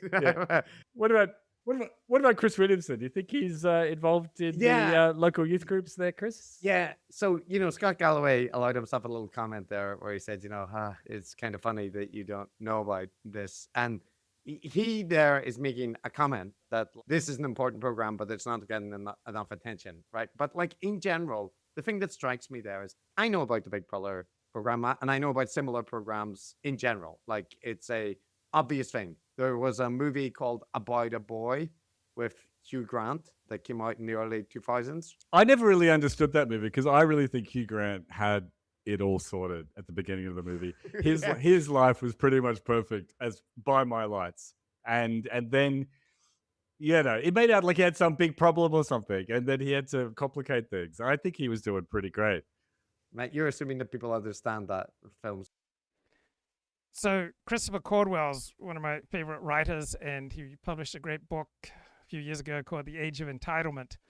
And here's the essence of the book, right? He reframed civil rights not as a story of moral triumph, but as regime change.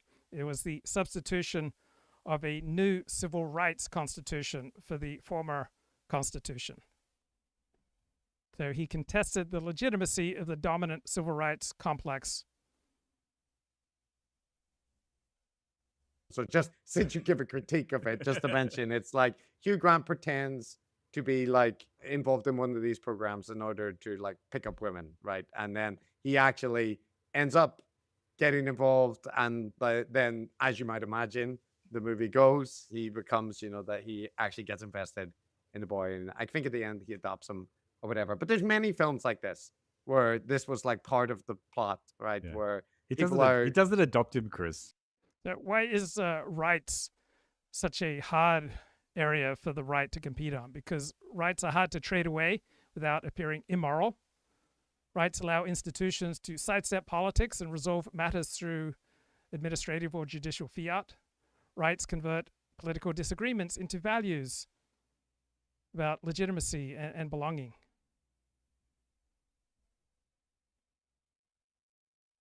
He doesn't adopt him. No. What's he do? They're I just don't friends. know. Maybe I He's didn't just go much friends. yet. He He's just friends. The upshot is he becomes friends with the mom, the whole family. Like, he gets connections in his life. So rights language was so powerful, it was so useful to the ruling elite that any critics were strongly discouraged. You don't get to negotiate rights. So the governing elite consensus was that rights is all about enforcement. And you had various institutions such as courts and agencies that gained disproportionate power because they occupied high status roles in the ruling elite coalition, and their status was defended by their narrative control. It verges on the impossible to argue against rights. Anyone who argues against rights is immoral. Moral claims will override political, economic, and strategic claims. Then Christopher Caldwell comes along and he describes the civil rights industrial complex not as ideological, not as moral, but as a structural regime change, a reconfiguration of how elites rule. So as long as the left and the ruling elite can keep politics discussed in primarily moral terms about rights, right? Moral frameworks have higher alliance sorting than just instrumental ones. Opposition movements have to either translate into rights language or build alternative languages to compete. So the age of entitlement is not just about a policy change. It's about a realignment, a regime change. It explains a transition, not in epistemic terms, but in terms of who gets to rule, who gets to define reality, who gets to define authority, who gets to enforce morality, and who gets to command and punish. I don't know. Maybe it's my academic personality. I think his life was pretty great to begin with. No connections, lots of peace and quiet, nice hi-fi system, lots of time for reading. Do you know the George Clooney movie Up in the Air where he's like flying around on a plane firing people? Oh. And he lives out of a suitcase. You probably like that too. You're probably like, I like it. He's great. But, so look, the thing is, I'm just saying they're in the cultural zeitgeist that these programs exist. I knew about them. I knew them in the backwaters of Belfast. We were aware that they existed. And it's just surprising to me that, like, if I had a podcast dedicated to men's issues and men's conversation about men, it is really surprising that you don't know the Big Brother program because, like, in all the hundreds and hundreds of episodes. Hang on. To be fair to Chris Williamson, he didn't know about the Big Sister program. No. He didn't know about the Big Sister or the Big Brother program. Okay. All right. So, okay. but in both cases, man, it made me think, like, yeah, if you're worried about, like, men and role models and stuff, why wouldn't you, in the hundreds and hundreds of episodes with all the influencers and all the culture war people, why wouldn't you have had on, like, a guy talking about the Big Brother program or talking about, I don't know, like, men's volunteering services or whatever? It's just, it does speak to how would we decode Ezra Klein? He posts these long conversations, and he essentially occupies the role of adjudicating what type of dissent from the ruling elite consensus is acceptable. So radical changes translated into manageable categories. Right, he appears open, but he's loyal to the ruling power structure. His job is not to pursue truth, but is to maintain the elite interpretation authority.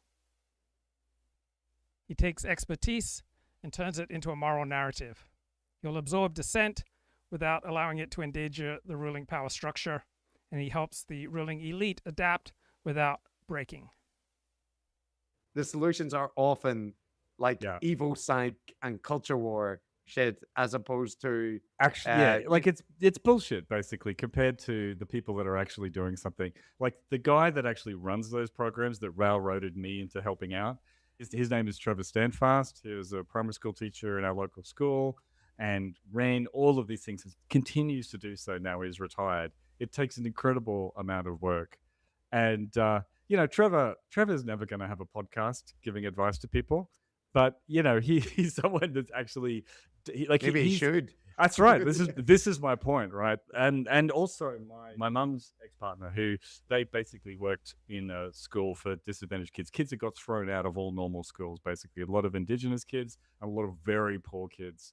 Basically kids with behavioral problems, the most difficult, in scare quotes, kids you can imagine in terms of managing. And they ran serious programs, right, to kind of lift these kids up. And when he died at his funeral, it was quite moving, right, because a lot of the kids from these poorer suburbs, and I'm talking the south side of Brisbane, places like Woodridge, Kingston, Beenleigh, and so on, kids who were now older and actually had done really well. And there was Indigenous performances, First Nations performances, what do you want to call it? Like, there was a lot of people speaking from the heart about how much this guy had helped them and made a real difference to their lives. Once again, he doesn't have a podcast. No one's going to be hearing from him. And I guess this is the thing that really, I don't know, just grinds my gears a little. Right, so how should we understand the misinformation debate? It's not primarily about truth versus falsehood. It's about who gets to define reality, who gets to speak and be considered legitimate, and who is illegitimate. Like, who threatens the ruling power structure and who doesn't. Right? False statements are tolerated if they reinforce the ruling power structure, the ruling alliance. So fact checks don't persuade anyone because they're not about facts, they're not about belief. It's about signaling loyalty. Misinformation campaigners love the category of harm because harm is deliberately elastic. You can justify anything by claiming that you want to reduce harm. So if you have a harm framing, right, you get to shift your authority from evidence to moral guardianship.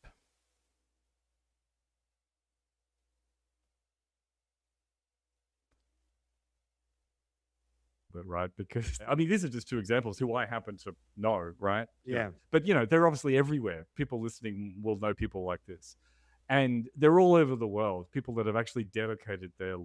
So there'll never be a resolution of the misinformation debate because that would require some kind of neutral arbiters of truth, and no such arbiter can exist in a pluralistic society.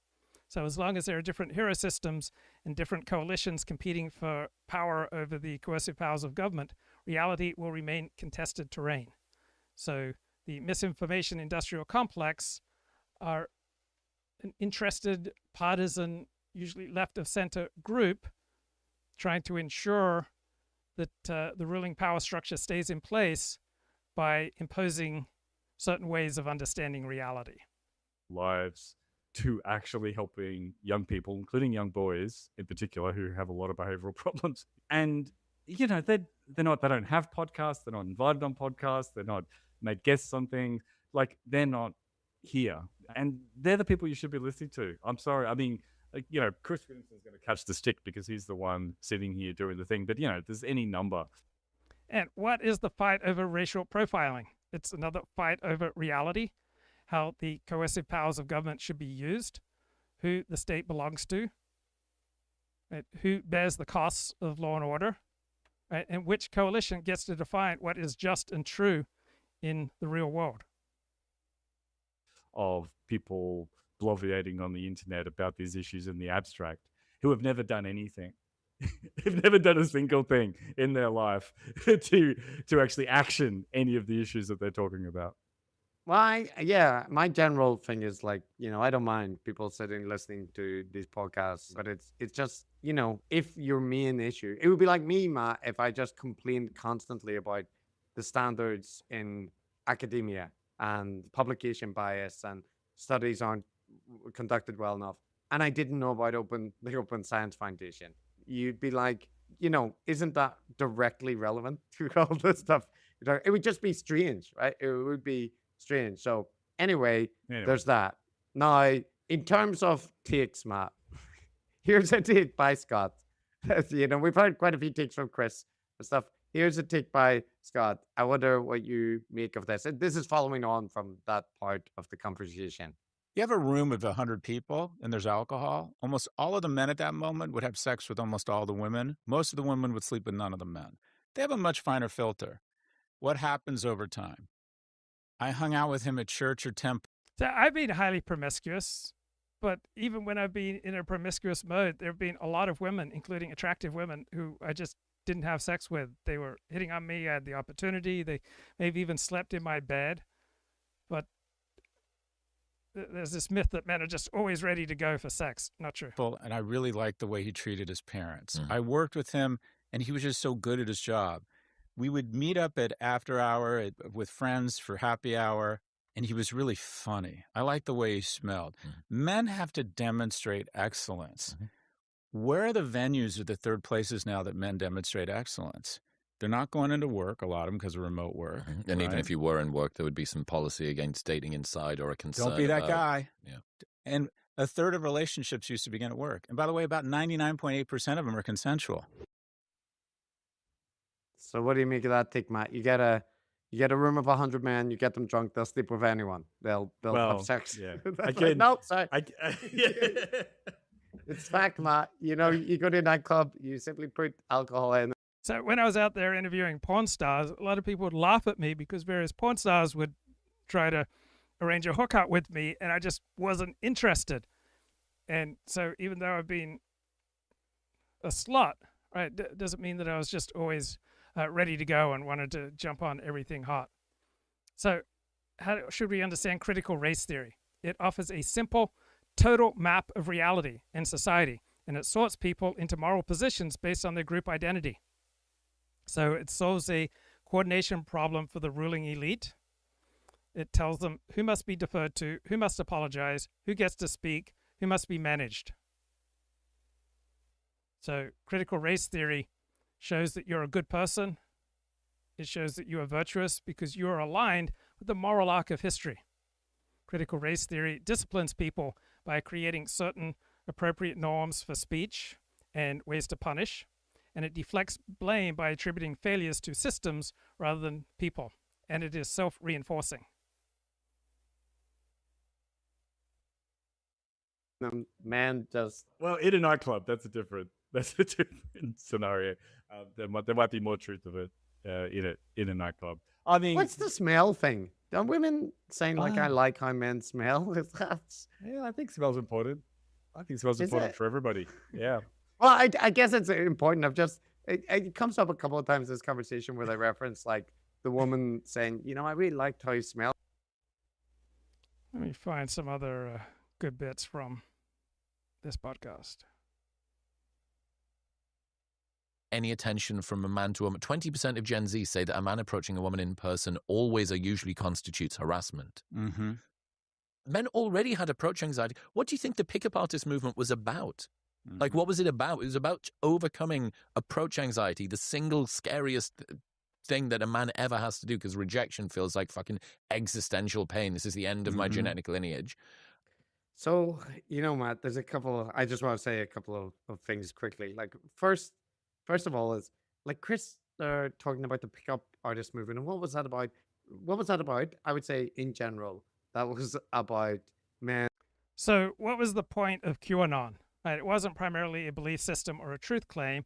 It was a story. It was a coordination of the fragmented populist right. I know a lot of people who are into QAnon, and it just made their lives more exciting. So large numbers of people distrust America's institutions, but they did not have a shared map of who the bad guys are, who the good guys are. So QAnon comes along and supplies that map. So the efficacy, the use, the effectiveness as an organizing principle of the narrative did not depend on whether it was true or false. QAnon takes these diffuse grievances and it creates a disciplined in-group by offering a single total narrative. There's a hidden war. The good people are secretly aligned. The evil people are unified and omnipresent. Neutrality is impossible. And the more implausible the claim, right, the stronger the loyalty test. Right? Believing something self-evidently costly and ridiculous proves how committed you are. And rejecting it marks you as compromised or part of an outgroup. So it fused politics, religion, and entertainment. It borrowed from apocalyptic religion and provided meaning. It was exciting. It produced identity, purpose, and community in a low-trust environment. And it hardened an alliance, even when its predictions failed. It protected a coalition. And who are feeling awkward in their own skin and want to get laid and looking for. No, the two hosts here, the academics, Matt Kavanaugh and Matt Brown. Chris Kavanaugh. Chris Kavanaugh is the bloke with the Irish accent. Matt Brown's the Australian. They're both psychologists. Then the podcast that's being dissected is hosted by Chris Williamson, who's populist men's rights type, and the guest is Scott Galloway, who's a left of center guru. So it's in the wrong place. But Chris talks about it like everybody was into the pickup movement at one point. And no, it's a very specific niche set of men who were into pickup artistry. Right? Yes. It's not a universal experience that everybody went through a pickup artist phase. And then on top of that, those videos that he's talking about on Instagram or TikTok or whatever, I seen one of them that he's referencing. I actually went and found it, right? But that one was very clearly rage bait. It was set up explicitly to appeal to those narratives. And I mean, does Chris Williamson not know how Instagram works? Like how I know. Like that is like if you take some bit of clickbait on Instagram and go, well, this is my barometer for how society works now. Like women in New York, when they want to meet a guy, what they're doing is, especially if they're big naturals, to use his phrase. As he kept mentioning. They go around without a bra and wander around Central Park waiting for men to approach them. This is how it works. And nobody in New York. will. Like, does he really think that's how it works in New York City now? But also, Matt, just looking at the endless amount of nightclub fight videos that are pasted on Twitter and whatnot as well, it looks to me like people are approaching each other and making out. So does the Chris Williamson character, does he sound like Stefan Molyneux? Well, they share a men's rights grievance narrative. So what is the purpose of all this talk about how our democracy is at risk? So it's not about telling the truth. It's not a diagnosis. It is an alliance alarm, right? It is a high-status moral signal used by elites to coordinate resistance to a perceived enemy. So Trump is not a bad politician. He is illegitimate, right? He refuses to follow the rules that hold the elite coalition together. What are those rules? Right? Accepting electoral loss without mobilizing distrust. Deference to bureaucracies. Respect for the media as a legitimate arbiter of reality. Non-retaliation against rival elites, and predictable foreign policy and security alignments. So Trump violated all of these.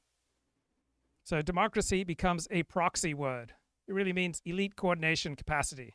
So when elites say democracy is at risk, they're saying that their ability to rule and to govern is breaking down. So why is the rhetoric, democracy at risk? Trump is a fascist. Why is it so intense? Because Trump has mobilized a mass public that bypasses the elite.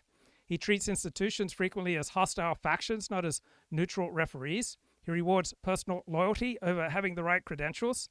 And he threatens to punish his enemies. So the ruling elite face real losses in power, prestige, insulation, income, status. So they will escalate their moral claims when the threats rise to their status and income. Now, Trump has demonstrated that an outsider coalition can win, can govern, and can survive scandal without elite blessing. This is destabilizing. This is unprecedented. It teaches other people that this playbook works. So why does fascist get thrown around so much? Why does authoritarian get used so much? Because it compresses all these elite fears into one word. Fascist, authoritarian. They fear they've lost narrative control. They've lost the procedural choke points. They've lost moral authority. So calling the opposition fascist or authoritarian allows them to avoid having to admit that there has been a redistribution of power.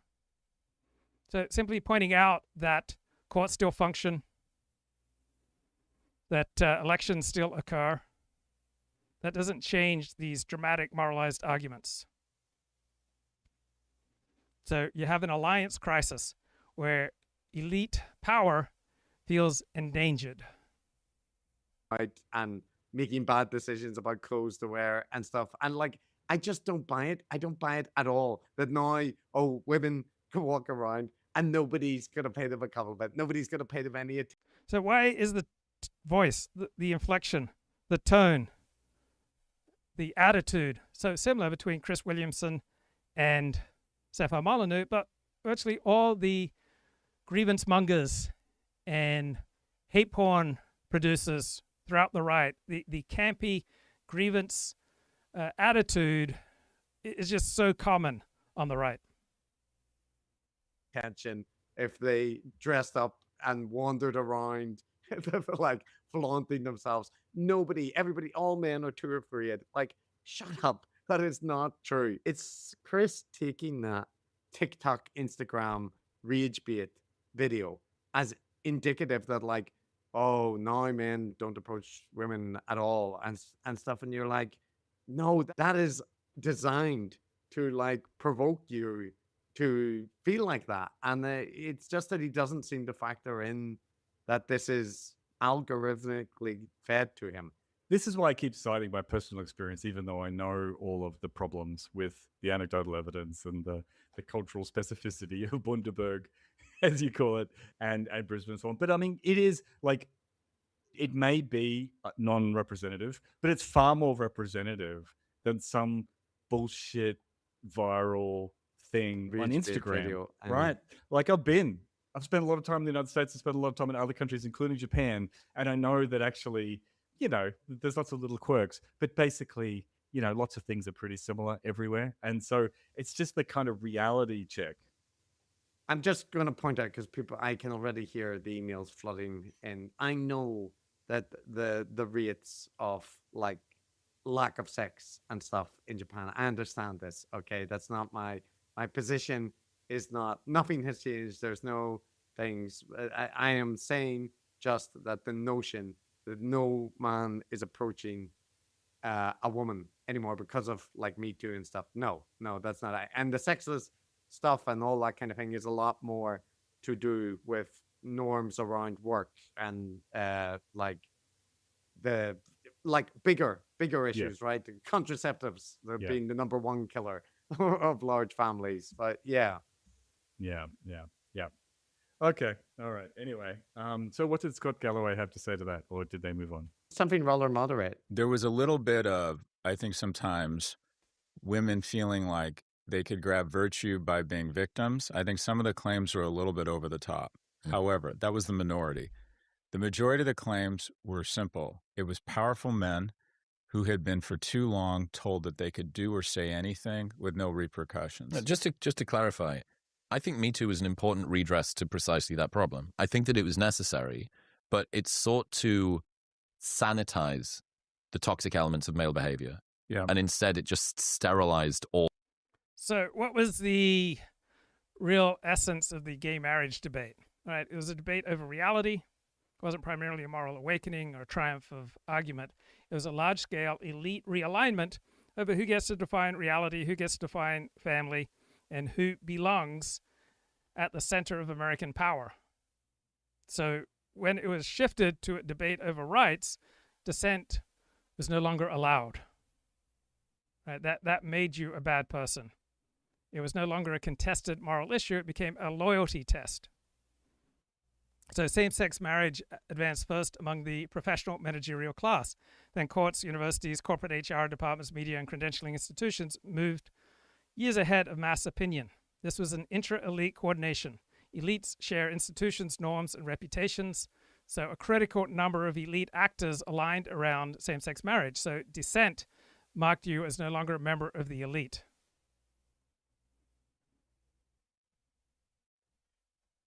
And any opposition was reframed as bigotry. It was morally delegitimate. You were no longer just a trad, you were hateful.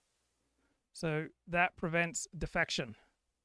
If opposition is morally neutral, then elite unity would fracture.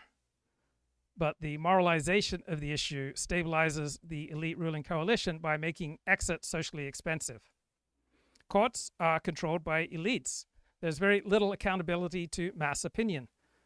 So when elite consensus diverges from mass opinion, courts become the preferred vehicle. So judicial decisions impose these new moral norms without requiring mass persuasion. It's not a conspiracy. This is how elites protect their interests, even when the democratic majority lags behind. There was a fight over who gets to control moral reality, what counts as normal, what opinions are okay. It's not about love, it's not about rights, it's about consolidating an elite alliance, consolidating elite authority, and consolidating who has the power to define reality, to define what is normal, to define the family in a post-traditional society. So what's happened is the following. So the question is, how did we deal with it? And my view is the following. I've started several companies. I've been to 8 weddings of people who met at my work, right? So the idea that they both were exactly the same amount of attractive to each other and their lawyers met in the lobby and negotiated a coffee, people figure it out. And if you don't know the difference between harassing somebody and expressing interest while making them feel safe, you got bigger problems. But my attitude was, we used to have socials and we'd have alcohol. And the HR person, whenever I hear an HR person saying we've got to discourage relationships at work, it's almost someone who's already found their spouse. Yeah, I'm actually, on that last point, I'm totally on board with it. I think there's far too much prudery around corporate HR and all of that bullshit. I think there should be alcohol at work and, socials and things like that. Yeah, but that's a minor point. No, that is like a point that a lot of people have argued, right? Like I read a thoughtful book a few months ago, Why Religion Went Obsolete, The Demise of Traditional Faith in America. It's by a sociologist at Notre Dame University and a Christian. And the book's central argument is that the social function of religion has declined dramatically. And religion's structural role in holding society together has eroded. It wasn't that people became smarter or more educated. So religion was a primary way that society is held together because it defined who belongs in the group. It provided a shared moral language that coordinated behavior, what is taboo, what is sacred, what is pure, what is duty. It was a trusted referee when personal loyalty networks were simply limited to kin and neighborhood. It created mutual obligations that bound the elite and the masses together via shared rituals and shared moral norms. It wasn't just belief in supernatural powers. It was a coalition coordination devices. It managed social trust, reciprocity, and hierarchy. So when the book asks why religion declined, it's really asking, why did religion lose its value as a social alliance technology? And the book says religion became obsolete when other institutions took over its coordination functions and did them better. So you had state bureaucracies started refereeing disputes. Markets and professions took over the credentialing of expertise. Science and technology provided more convincing explanations of reality. And secular moral frameworks took over social legitimacy. Now, when there is relatively low social trust and social cohesion, then you have a much greater need for religion. So compared to every other advanced economy of which I'm aware, the United States of America has much lower social trust, much lower social cohesion, and therefore much more need for religion, much more need for something to incentivize cooperation among strangers. So large, diverse societies need institutions that are widely trusted. America's institutions are no longer widely trusted. So people need religion. So when institutions are trusted, religiosity drops dramatically. It's not because people become less spiritual, it's that religion is no longer the best available currency. So secularization is not so much a loss of belief, it is a retooling of alliance structures, where identities shift from religious to civic, to the nation, to the profession, to the ideology. Rituals become secularized. They move from holy days to civic parades. Moral enforcement moves from religious authority to the rules of institutions. These changes can keep society coordinated. Religion becomes obsolete when its currency is replaced by another currency. Slingerland, Mickey, and it's like in general, Matt, they're men of our generation who enjoyed drinking, and I think it's worth noting that, like, in general, Gen Z, right, the current generation, they just don't drink as much anymore. No, and yet they somehow managed to hook up just without alcohol. Amazing. It blows my Gen X mind that that's even possible. But I know. I mean, more power to them. It's healthy, I guess. So it is harder to hook up without alcohol, because when I don't drink, then the woman I'm on a date with doesn't feel comfortable drinking. So it does make hooking up a little more challenging. So whenever you hear about religion in the news, religion almost always looks terrible. And so when the news and elites discuss religion, is usually presented as a clash between science and superstition, between fundamentalism and liberalism. But perhaps a more even-handed understanding of the secular versus religious is one side tries to keep religion as the central alliance identity because it anchors a moral coalition of family, tradition, and community.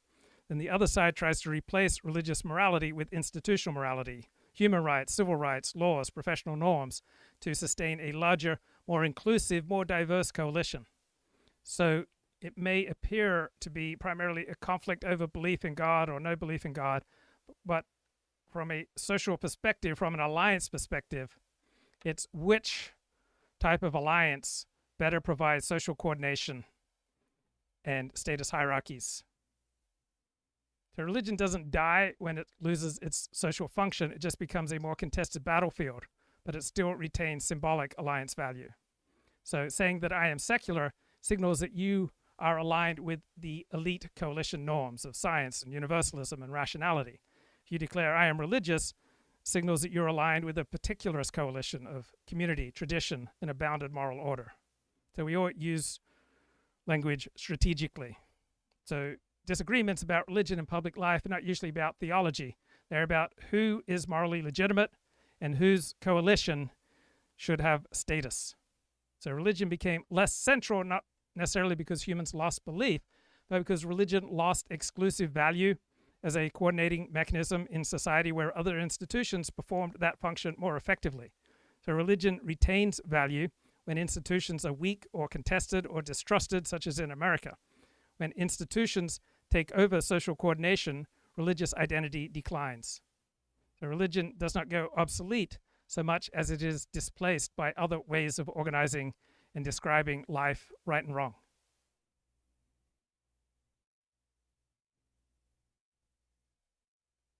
Guess it's a positive change. But the other thing I'll say too is that there is like, and I think this is totally in line with Scott Galloway's point there. And Chris Williamson, to his credit, was not against. He's not. He does the disclaimer.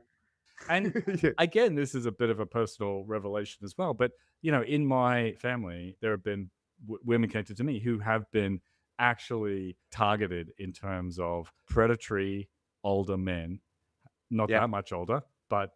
So I wrote a ton for years about sexual abuse claims, particularly within Orthodox Judaism, and it was so exhausting. It was so volatile and dangerous because you could ruin the life of an innocent person. On the other hand, if you just sat back and did no investigation of claims, you were perhaps complicit in allowing predators to run free. And most of the people making abuse claims were just so deeply damaged. Wow, that was the most tiring, exhausting type of story that I've covered. Have targeted them with the view to exploitation, and it came close to like calling the police type thing, but it was sorted out in other means. So like it still happens, right? This is after Me Too, right? Yeah. So I guess my point here is that like lots of things are true at the same time. There is predatory stuff going on, and it's not gone. It's still happening. There are probably insecure guys who are worried about seeming creepy in various situations. I'm sure that's true. Everything I said about the normal, healthy stuff is still going on. And young people are still finding ways to meet up in perfectly innocuous and healthy ways. That's going on too. I mean, it's all happening. So the only thing that I would actually push back on is just having this blinkered, cartoonish kind of one size fits all, right? Like this sort of sweep your. I'm a big fan of this Decoding the Guru's analysis. I think they're doing an excellent job. So have you heard of Christopher Lasch? He died in 1994, and he's best known for two books, The Culture of Narcissism and The Revolt of the Elites and the Betrayal of Democracy. So I wanted to apply alliance theory to understand Christopher Lasch, not so much as some kind of cranky cultural critic, not some kind of nostalgic moralist, but he was a very keen diagnostician of a failed elite alliance, and he was a prophet of its downstream pathologies. So his core insight was into the ruling elite alliance, right? He saw that after World War II, that the American elite had quietly withdrawn from reciprocal obligation to the mass public while retaining authority over the mass public. So the elites had replaced solidarity with management. They'd replaced a sense of shared fate with expertise. They had replaced leadership with therapy. He described an elite coalition that had stopped feeling part of the people it governed. And then the culture of narcissism was a result of what happens when the elite exit. So when individuals are cut loose from tradition and durable alliances and community, they still need status. So when institutions stop offering them meaning, honor, continuity, people must pursue validation through performance, through visibility, through grievance. Right? This is all downstream damage from the elite abandonment of the American people. So the professional managerial class severed its alliance with local institutions, with religion, with family, community, national loyalty, but it kept its gatekeeping power. So it created a population trained to seek affirmation that didn't belong. So every stable coalition needs a shared moral language that binds the elites and the masses. And the elites and the masses in the United States became disconnected. And the elites tried to manage the masses with therapy and safety and harm reduction. They tried to moralize the vulnerability of people disconnected from tradition and community and family. They tried to disarm competing moral and political claims by framing them as pathology. So they created this therapeutic society where any challenge to elite rule is pathologized as evidence of damage rather than disagreement. So in his final book, published after his death, The Revolt of the Elites, Christopher Lasch argued elites no longer saw themselves as sharing a fate with the nation that they governed. The elites were mobile, global, credentialed, and insulated. They governed through all sorts of institutions and mechanisms that they were not vulnerable to. So the elites decoupled materially, socially from the mass public who they governed. They stopped investing in legitimacy. They started relying on enforcement. Enforcement would be bureaucratic, moral, legal, cultural, and it kept increasing.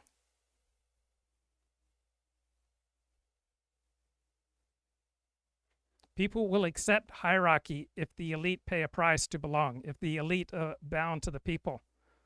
People will revolt when elites moralize difference, when elites moralize challenge, when elites moralize downward and insulate upward.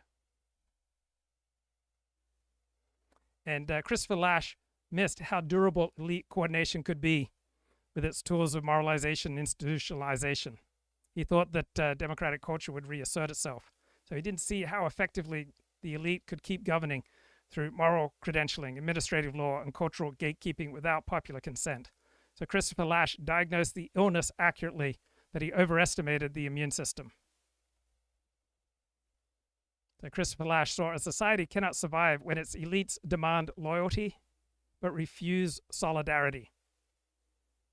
A ruling class that does not share a fate with the people it governs must replace consent with control.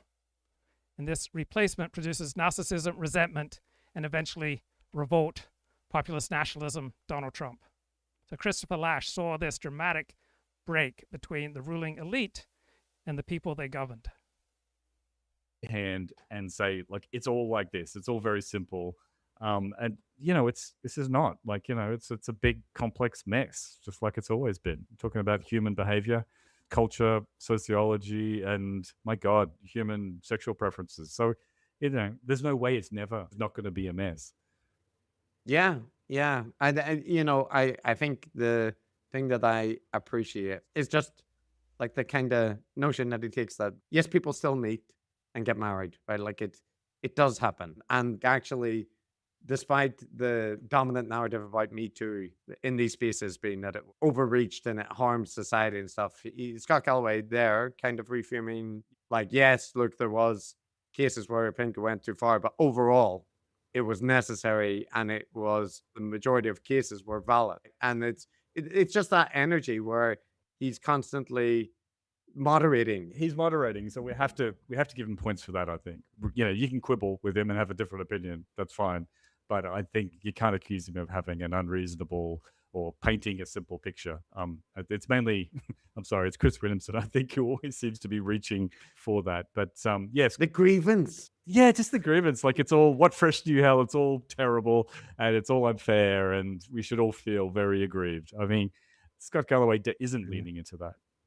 No. Well, Matt, this next set of clips, it might be the part that I disliked the most on Scott Galloway's behalf. So let's see what we feel about him after these clips. I say jokingly, semi-jokingly, that any man under the age of 30 should be able to walk into any room and know if shit got real, they could kill and eat everybody or outrun them. You should be really strong and really fast. Like, as someone who just turned 60 and has been working out my whole life, I just marvel and miss that young, ripped, really strong, really fast dude. And you could recover from workouts within hours and do it again. You know what? It just felt great to be able to bang out 25 strict pull-ups. It just felt fucking awesome to feel like if a fight broke out at a bar. So elites retain power through their ability to define reality, to define right and wrong, and to claim that they are objective and neutral and that they have the necessary expertise that an advanced economy needs. So it's not because the elites are necessarily smarter, but they have a stranglehold on the distribution of power. They have authority over what counts as knowledge. They have credentials to filter out who gets to speak in the public square. So we have all these various expert claims that essentially colonize power by turning messy political choices into neutral technical necessities that must be decided by objective expertise. So elites have been very successful framing their partisan advantages, their opinions as science, truth, consensus. They created a boundary that delegitimizes anyone outside their class, anyone who does not speak their particular jargon. So the elites love the notion that the masses are just gullible. So then they get to pathologize dissent by claiming the masses are stupid, ignorant, misinformed, gullible. And they get to frame their preferred policies as scientific. They get to convert political and morality-based conflicts, such as dignity versus economic efficiency, into a technical problem that should be resolved by disinterested expertise. They get to operate behind closed doors of expert committees. They get to avoid public bargaining and accountability because the facts left them with no choice. Now, their power and expertise is fragile, and it requires constant legitimation. And you constantly see expert alliances failing, so they then retreat into their second line of defense, culture. Right? They avoid public execution of specific allies to preserve their ruling coalition. So the modern state is not governed by science or by truth, but by an alliance of elites, of clerks and specialists who bore, B-O-R-E, their way into the shell of traditional democracy to exercise effective power. They define rationality and truth and science in a way that favors their group. So arguments about truth and knowledge and reality are usually not about truth, knowledge, and reality. They're usually about who gets to speak and who gets authority, who must defer, and who gets to govern. Who gets to control the coercive powers of the state. So expertise is not just about superior knowledge. It's about who has certified this knowledge, who has issued the credentials, who is insulated, whose opinion must be enforced through bureaucratic, legal, and professional structures. So expertise stabilizes the elite ruling coalition because it narrows who gets to speak, who counts, and who doesn't. So there's always a permanent mismatch in the modern state between truth and knowledge and authority. So the ruling class has created all these expert institutions that take their expert claims and makes them binding public policy. And when they do this, they always serve one group over another group. And if you challenge these claims of expertise, it's not a technical disagreement. It shows that you are anti-science, anti-truth. So all these disputes over science, economics, public health, education quickly turn into a moral conflict because you're not disputing a fact. You're signaling defiance. So science will be broadly trusted when it works, not just because elites are trying to apply it coercively top down to their own advantage. So when the scientific claims of the elites don't turn out so well, then elite power is significantly reduced and challenges and populist nationalism rises. So claims of expertise and neutrality fail when the elite way of doing things is a disaster.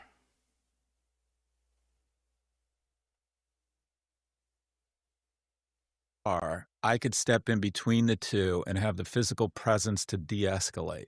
That made me feel really masculine. And if you think about the most masculine jobs in the world, cop, fireman, military, at the end of the day, what they do is they protect. What do you think about?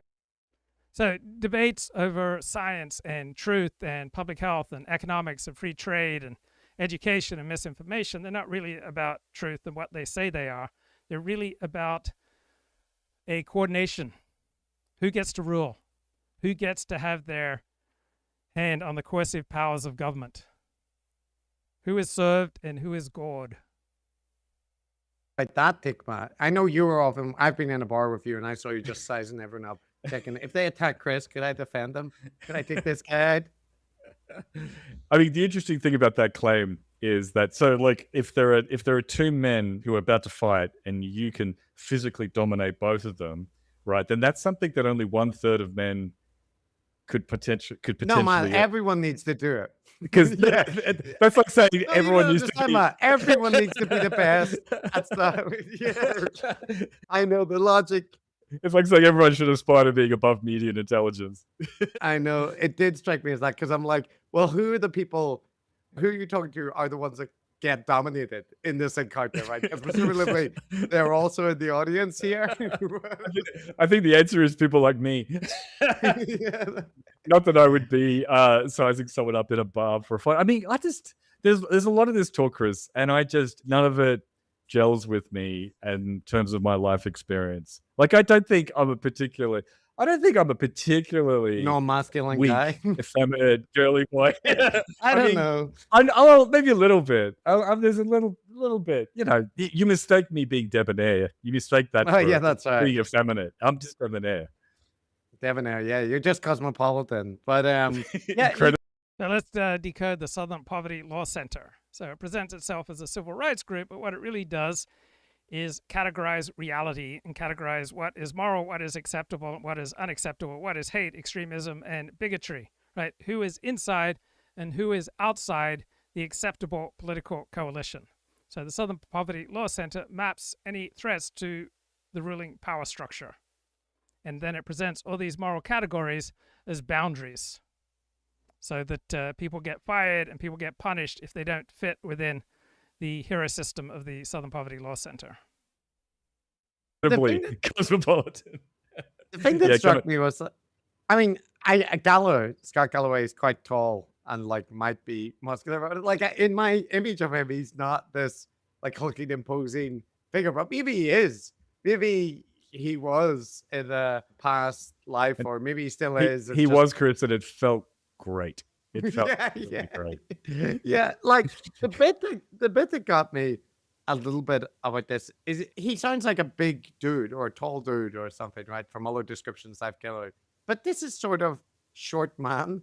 syndrome. You know, like, isn't this what people like myself, who are 5'9", are Yeah. supposed to, like? I was going to say, you wouldn't know what it's like to be a tall man, Chris, but it feels pretty good. It feels pretty good. Aren't I the one that's supposed to be like trying to compensate for my 5'9"ery? Like, because I don't know. It just, like, the notion that yes, it's good and people like to imagine. So why did we have an explosion in extremism studies after 2015? Right, extremism studies at universities claim to analyze radicalization, misinformation, polarization, political violence. In their social function, however, they are primarily an elite self-defense field. Right, their core purpose is not to understand dissent from the ruling elite, but to identify, label, and neutralize any rival political coalition before that coalition can gain institutional power. So when ruling elite coalitions feel threatened, but they don't have public support to suppress opposition directly, they outsource the work to credentialed expertise. So you get extremism studies. So in 2015, you had a growth of populist nationalism around the developed world. And so elites responded to this by reframing political disagreements and moral disagreements as sickness, pathology. And extremism studies provided the language to do that. So disagreement became radicalization. People were not reasoning agents responding to incentives and interests. They were exposed. They were drawn in. They were groomed. They fell into pipelines. They went down rabbit holes. They wanted to strip dissenters of any agency. So once agency is removed, punishment feels justified.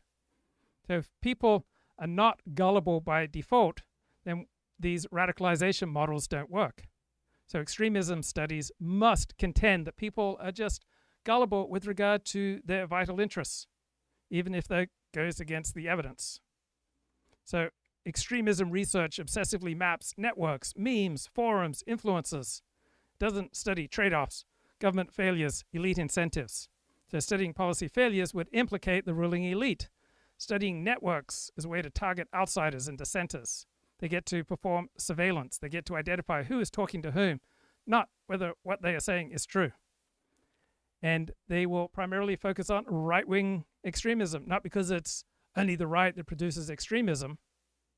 It's because extremism studies defines extremism as defection from the ruling elite moral order. The left-wing extremism pressures institutions from the inside. Right-wing populism challenges elite rule.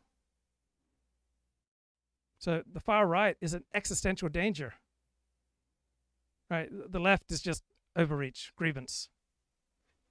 So extremism studies keeps its definitions of extremism quite vague, so that they can more easily just go after any enemies to the ruling elite.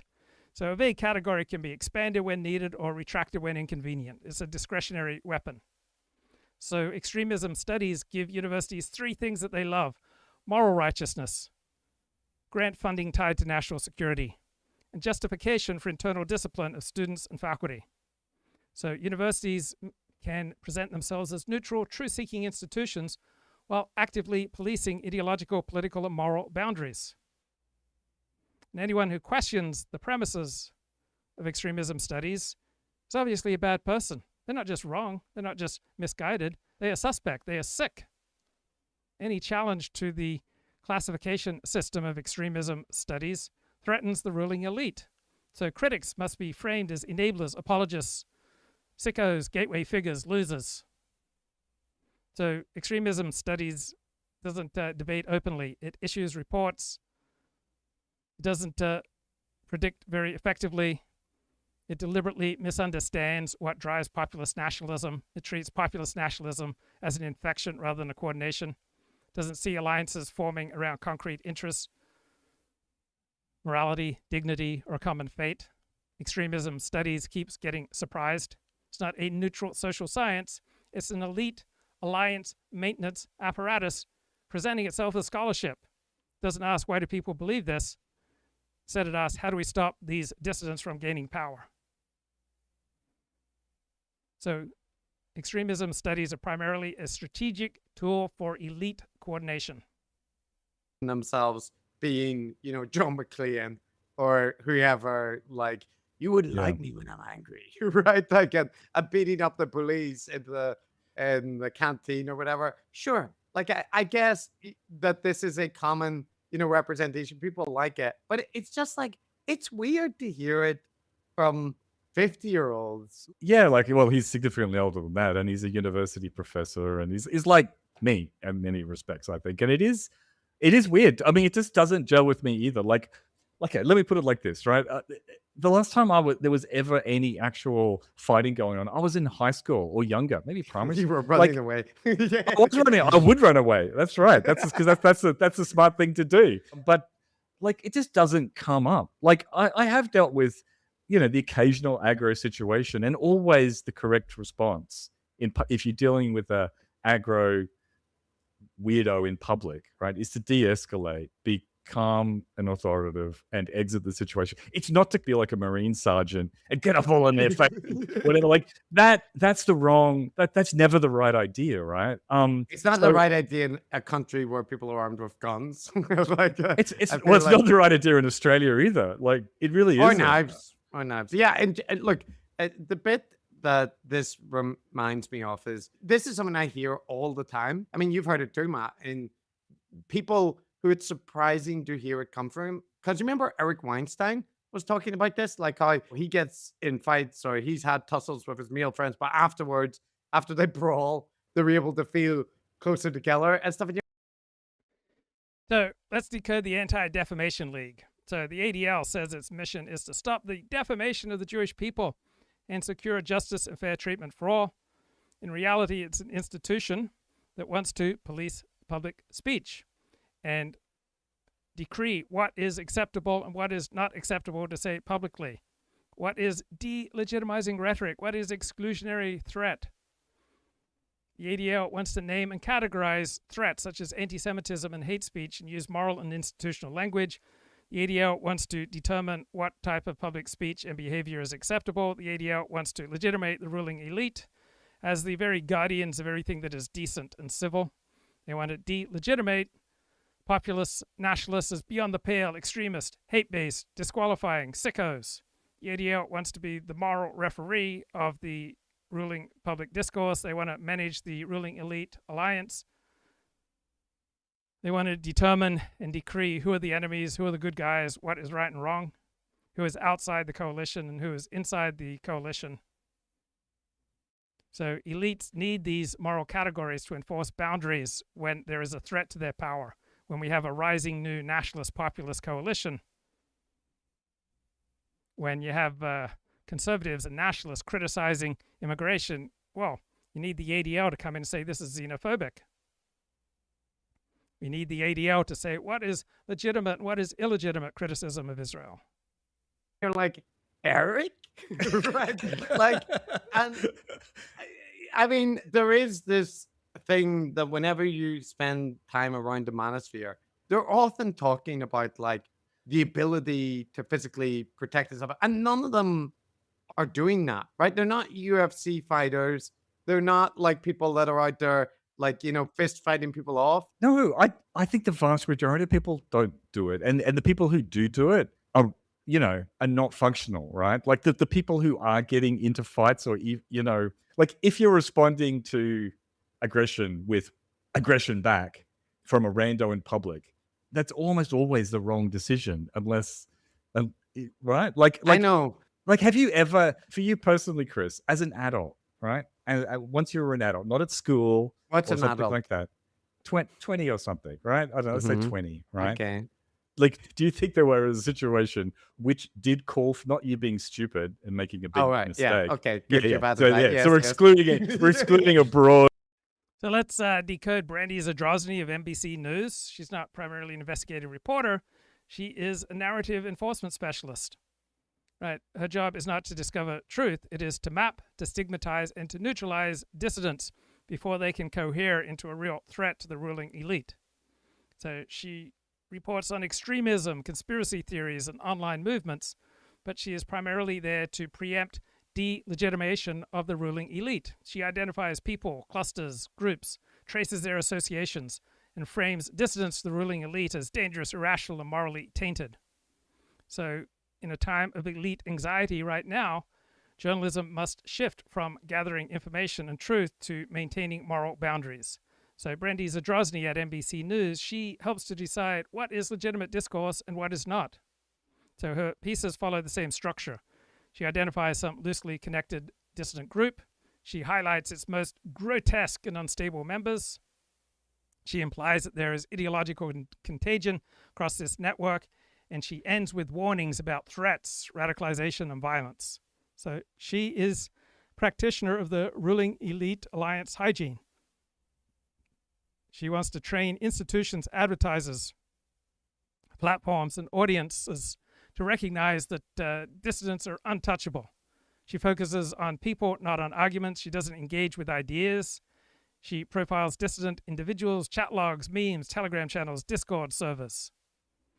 She doesn't attack arguments because that invites counter-arguments.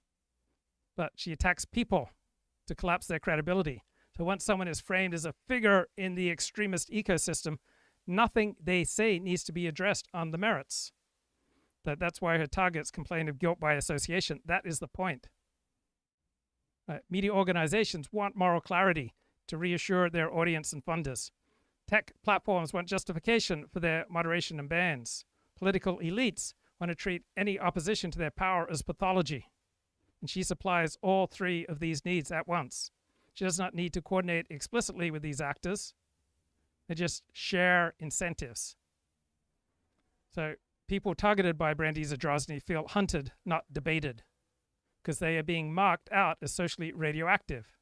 And then the secondary punishments follow automatically. Deplatforming, loss of employment, social ostracism, people distancing themselves. So her subjects usually spiral and radicalize further. She has pushed them out of polite society, and so they have to find a new home. So her factual errors, her exaggerations, her selective framing, that doesn't damage her, because what she's reporting, what she's primarily doing, is not about truth. It's about who is moral and immoral, who should be allowed to speak, who should be believed, who should be avoided, who should be treated as a threat. So her stories help our dominant institutions and our ruling elite coalition coordinate against perceived enemies. Precision and facts and accuracy is secondary. Her tone is the mechanism. She writes with great moral competence, but emotional restraint. She never sounds hysterical. She sounds concerned, reasonable, maternal, civic-minded. She operates with high-status moral signaling. She reassures her audience. Situation is under control, and the experts are handling it. And the people that she writes about are frantic, obsessive, unhinged, dangerous. She's valuable because she translates the chaos of reality into moral categories that institutions can act on. She reduces moral uncertainty. She names the bad guys. She tells elites where to draw the line. She's not some kind of neutral chronicler of extremism. She works for the ruling elite. But a broad category of your behavior. But like it's not a necessary thing. It's not an advisable thing to do, right? Yeah, it hasn't come up, but like I'm glad you added in. Because there are things which I'm concerned with. They're mostly my fault, and associated with alcohol, right? But they weren't good. Like they weren't good. No. In that respect. But look though, Matt, to add to his defense here, isn't he more talking about, like, rather than actually doing it, just the imagination? Because he's dealing with the fact that, like, he's talking about, you know, becoming weaker and older. Yeah, I mean, so that's a slightly different thing, I guess, isn't it? But I mean, if you're talking about imagining yourself, sizing up everyone in the bar, people and being the biggest, toughest guy in the bar, then, well, you know, I guess that if that brings you pleasure, I can understand that. But it's still it's not a necessary or laudable thing. I mean, the bit about it that makes sense is it feels good to be fit, right? As you know, I'm very proud of myself. I've been swimming a lot. I've been swimming 1.5 to 2 kilometers 4 times a week for the last few months, and I feel an awful lot better for it. Certainly it's not going to help me confront men in bars, but it's definitely going to make me feel better. Yeah, if there's day a to flash day. flood, you can. That's right. That's right. I can outrun the sharks. But so it feels good to obviously be fit and healthy. But that's not what they're talking about, right? It's some sort of thing that I think is in the realm of fantasy and movies. I think that is what we're talking about.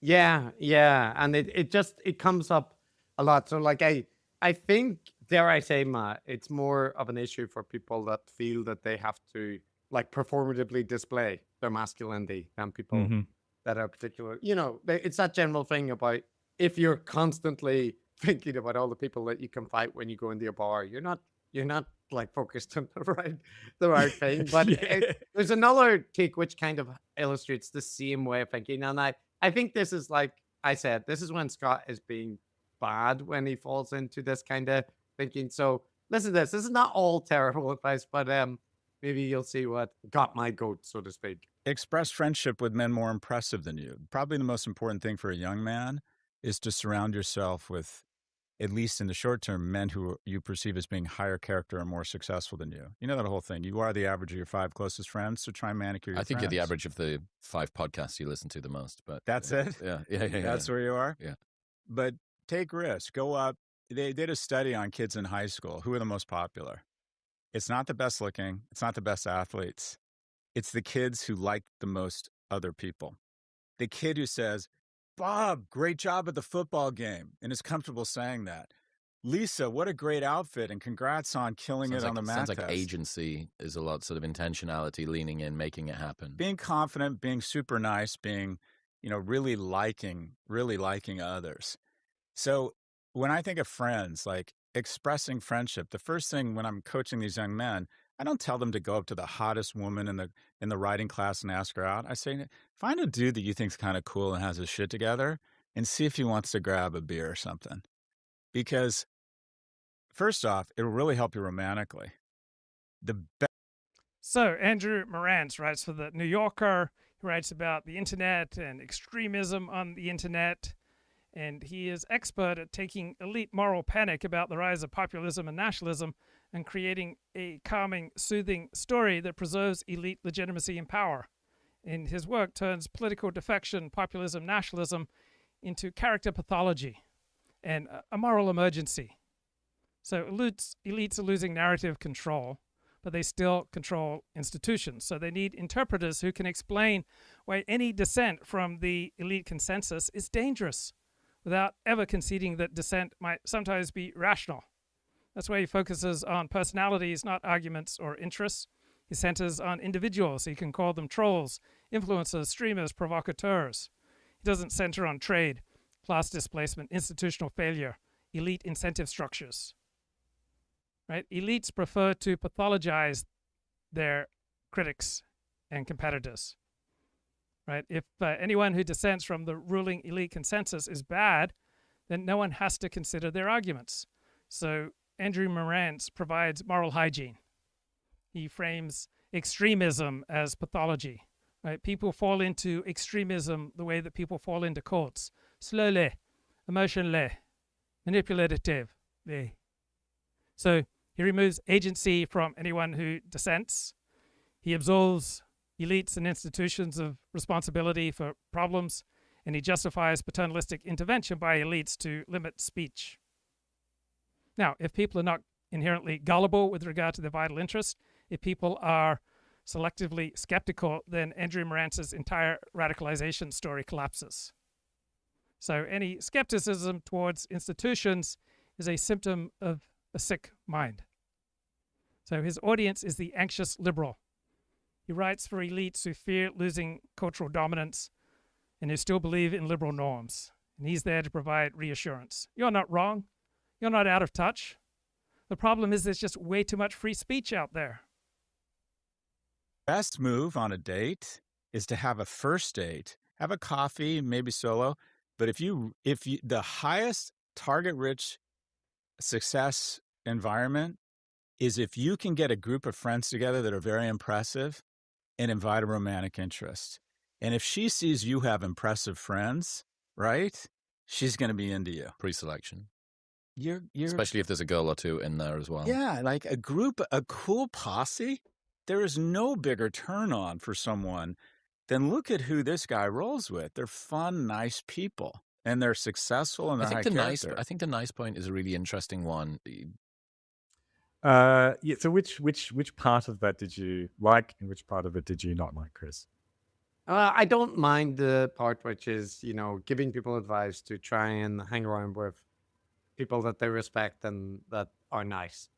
Right? Like I often find with podcast advice, like, it's so fucking banal. Right? Don't hang around with terrible, hardened criminals that are, bad people. Don't go hang around with Andrew Tate. But some people.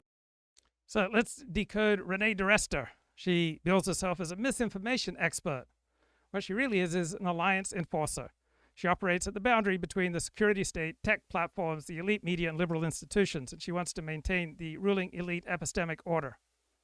She says she's studying online manipulation, foreign influence, and how information operates. What she really does is translate elite moral and institutional concerns into a particular language that justifies elite coercion, intervention, and censorship. So her core move is to reframe political conflict as moral contamination, not just disagreement. So if dissent from the ruling elite moral order is pathologized, right, it doesn't have to be argued with. If it's a form of manipulation, then it can just be neutralized through censorship and administration. So misinformation is her central frame. It's so useful because she can just delegitimize speakers without engaging with their claims. And she then provides a basis for platforms and agencies and journalists to act in concert while preserving the fiction of neutrality. She supplies a shared vocabulary that lets all these various elite institutions coordinate against perceived threats from dissidents without admitting that they are operating together to discipline dissidents. So fact-checking her is useless because her arguments are not about truth. They are about what is legitimate discourse and what is not. So when she identifies a network, a narrative, a community as misinformation adjacent, she tells people where trust should stop. So her critics sound obsessive and conspiratorial, even when they are raising valid points, because they are arguing facts against the coalition signal. So she rarely calls for direct censorship. Instead, she favors friction, labeling, demotion, context, low visibility censorship, ways to preserve legitimacy while reshaping information. So she's attractive to institutions because she offers them paths to power without overt coercion and censorship. And she triggers populists like Mike Benz and Alex Jones, not because she's uniquely powerful, but because she symbolizes the misinformation movement, where disagreement is framed as pathology. So the ruling elite medicalize and pathologize and securitize discourse. So then in response, the other side becomes more and more radical and hysterical. So she always sounds calm, procedural, truth-seeking, technocratic. She wants to deliberately develop a tone that contrasts with the emotional intensity of her targets. She wants to send the signal, I am mature, responsible, I am an adult. She speaks to someone who is in power. She's merely explaining why certain measures are regrettable but necessary. Need to hear it, Matt. Maybe some people in Chris Williamson's audience in particular need to hear this kind of advice. So yes, try to hang around with people that are nice. The bit I don't like is this kind of evil psych framing that yeah, like, it's an instrumental tactic of showing your quality, like a chance for the captain of Gondor to show his quality. Like, right? No, like, if that happens, if that is your reason, like, never once in my life, I can say this with all honesty, never once in my life did I meet someone and think, I'd really like to hang around with him so other girls and women would look at me and think, he hangs around with him? Wow. Like, no. Okay, he's doing an excellent job there of pathologizing Chris Williamson and the grievance narratives of many men's rights activists. So if you're a men's rights activist, it doesn't make you wrong or bad, but there is such an overwhelming amount of antisocial attitudes in that crowd. With enraging them and sequestering them from each other. So you not only have 40% of pubs, and this is your business, 40% of pubs and nightclubs in London have closed down since COVID. Yep. Remote work is a big thing. People aren't going to church as much. So where do people come together, demonstrate excellence, and then they have the deepest pocketed companies with godlike technology trying to convince them, no. Don't spend more time looking at someone's face and talking to them. Spend more time looking at a screen. Come talk to us. So I feel as if we're evolving a new species of asocial, asexual males. We're literally planning our own extinction. Well, think about this. Who does that leave room for? It leaves room for, yeah, sure, some guys that have got very holistic, integrated, emotionally attuned, like escape velocity from that. But it also leaves an awful lot of room for the residual psychopaths and sociopaths and narcissists and guys that blow through boundaries. So as you select out the cinnamon roll men who would have made great husbands if they'd just been given a bit of encouragement, what you're left with are kind of the Viking raiders that would have been useful at Lindisfarne in fucking 800 AD, but maybe a little bit less now. So, Matt, according to Scott Galloway, 40% of pubs in England have closed since COVID. Now, if that were true, Matt, that would be a genocide of pubs in the UK, right? That's not true. That's not true. I looked into it, right? And the bit that is... So it is attention grabbing to make these claims that Scott Galloway regularly dishes out, but they tend to be bogus. I asked Gemini, what are the 10 most intense debates within Orthodox Judaism over the past decade? So list number 1, the ordination of women as rabbis. Number 2, the inclusion of LGBTQ individuals. 3, the power of the Israeli chief rabbinate and its monopoly over conversion and marriage. 4th, the military draft of Haredi men in Israel. 5th, handling of sex abuse claims within Orthodox institutions. 6th, the use of technology, specifically the kosher phone. 7th, the role of open orthodoxy. The shitter crisis, perceived imbalance in the dating world that makes it difficult for young women to find husbands. The integration of secular studies into Haredi schools. And does the modern secular state of Israel have a religious theological significance? Is true is that nightlife establishments and entertainment, mainly clubs, have decreased, right, since COVID. So there's been a decline, depending on where you look about it, between 20 and 30% decline. But this is where we go to demonstrate excellence, Chris. Is it the nightclubs? Well, Matt, but the reality, like, this is the thing. So he said pubs, right? He said pubs there. And this is what got me, because I was like, if that were true, that would mean almost 1 out of 2 of pubs that I went to at university are now closed, right? That's not true. All of the pubs that I've attended are still there.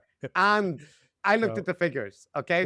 Well, you're busy demonstrating excellence on the climbing gym, aren't you? That's right. I've changed. Right. I tell you what, at my local pub in my little town in the Australian countryside, there's no one there demonstrating excellence. I can tell you that. Anyway, listen, let me get my figure out, Matt. Let me get my figure. So from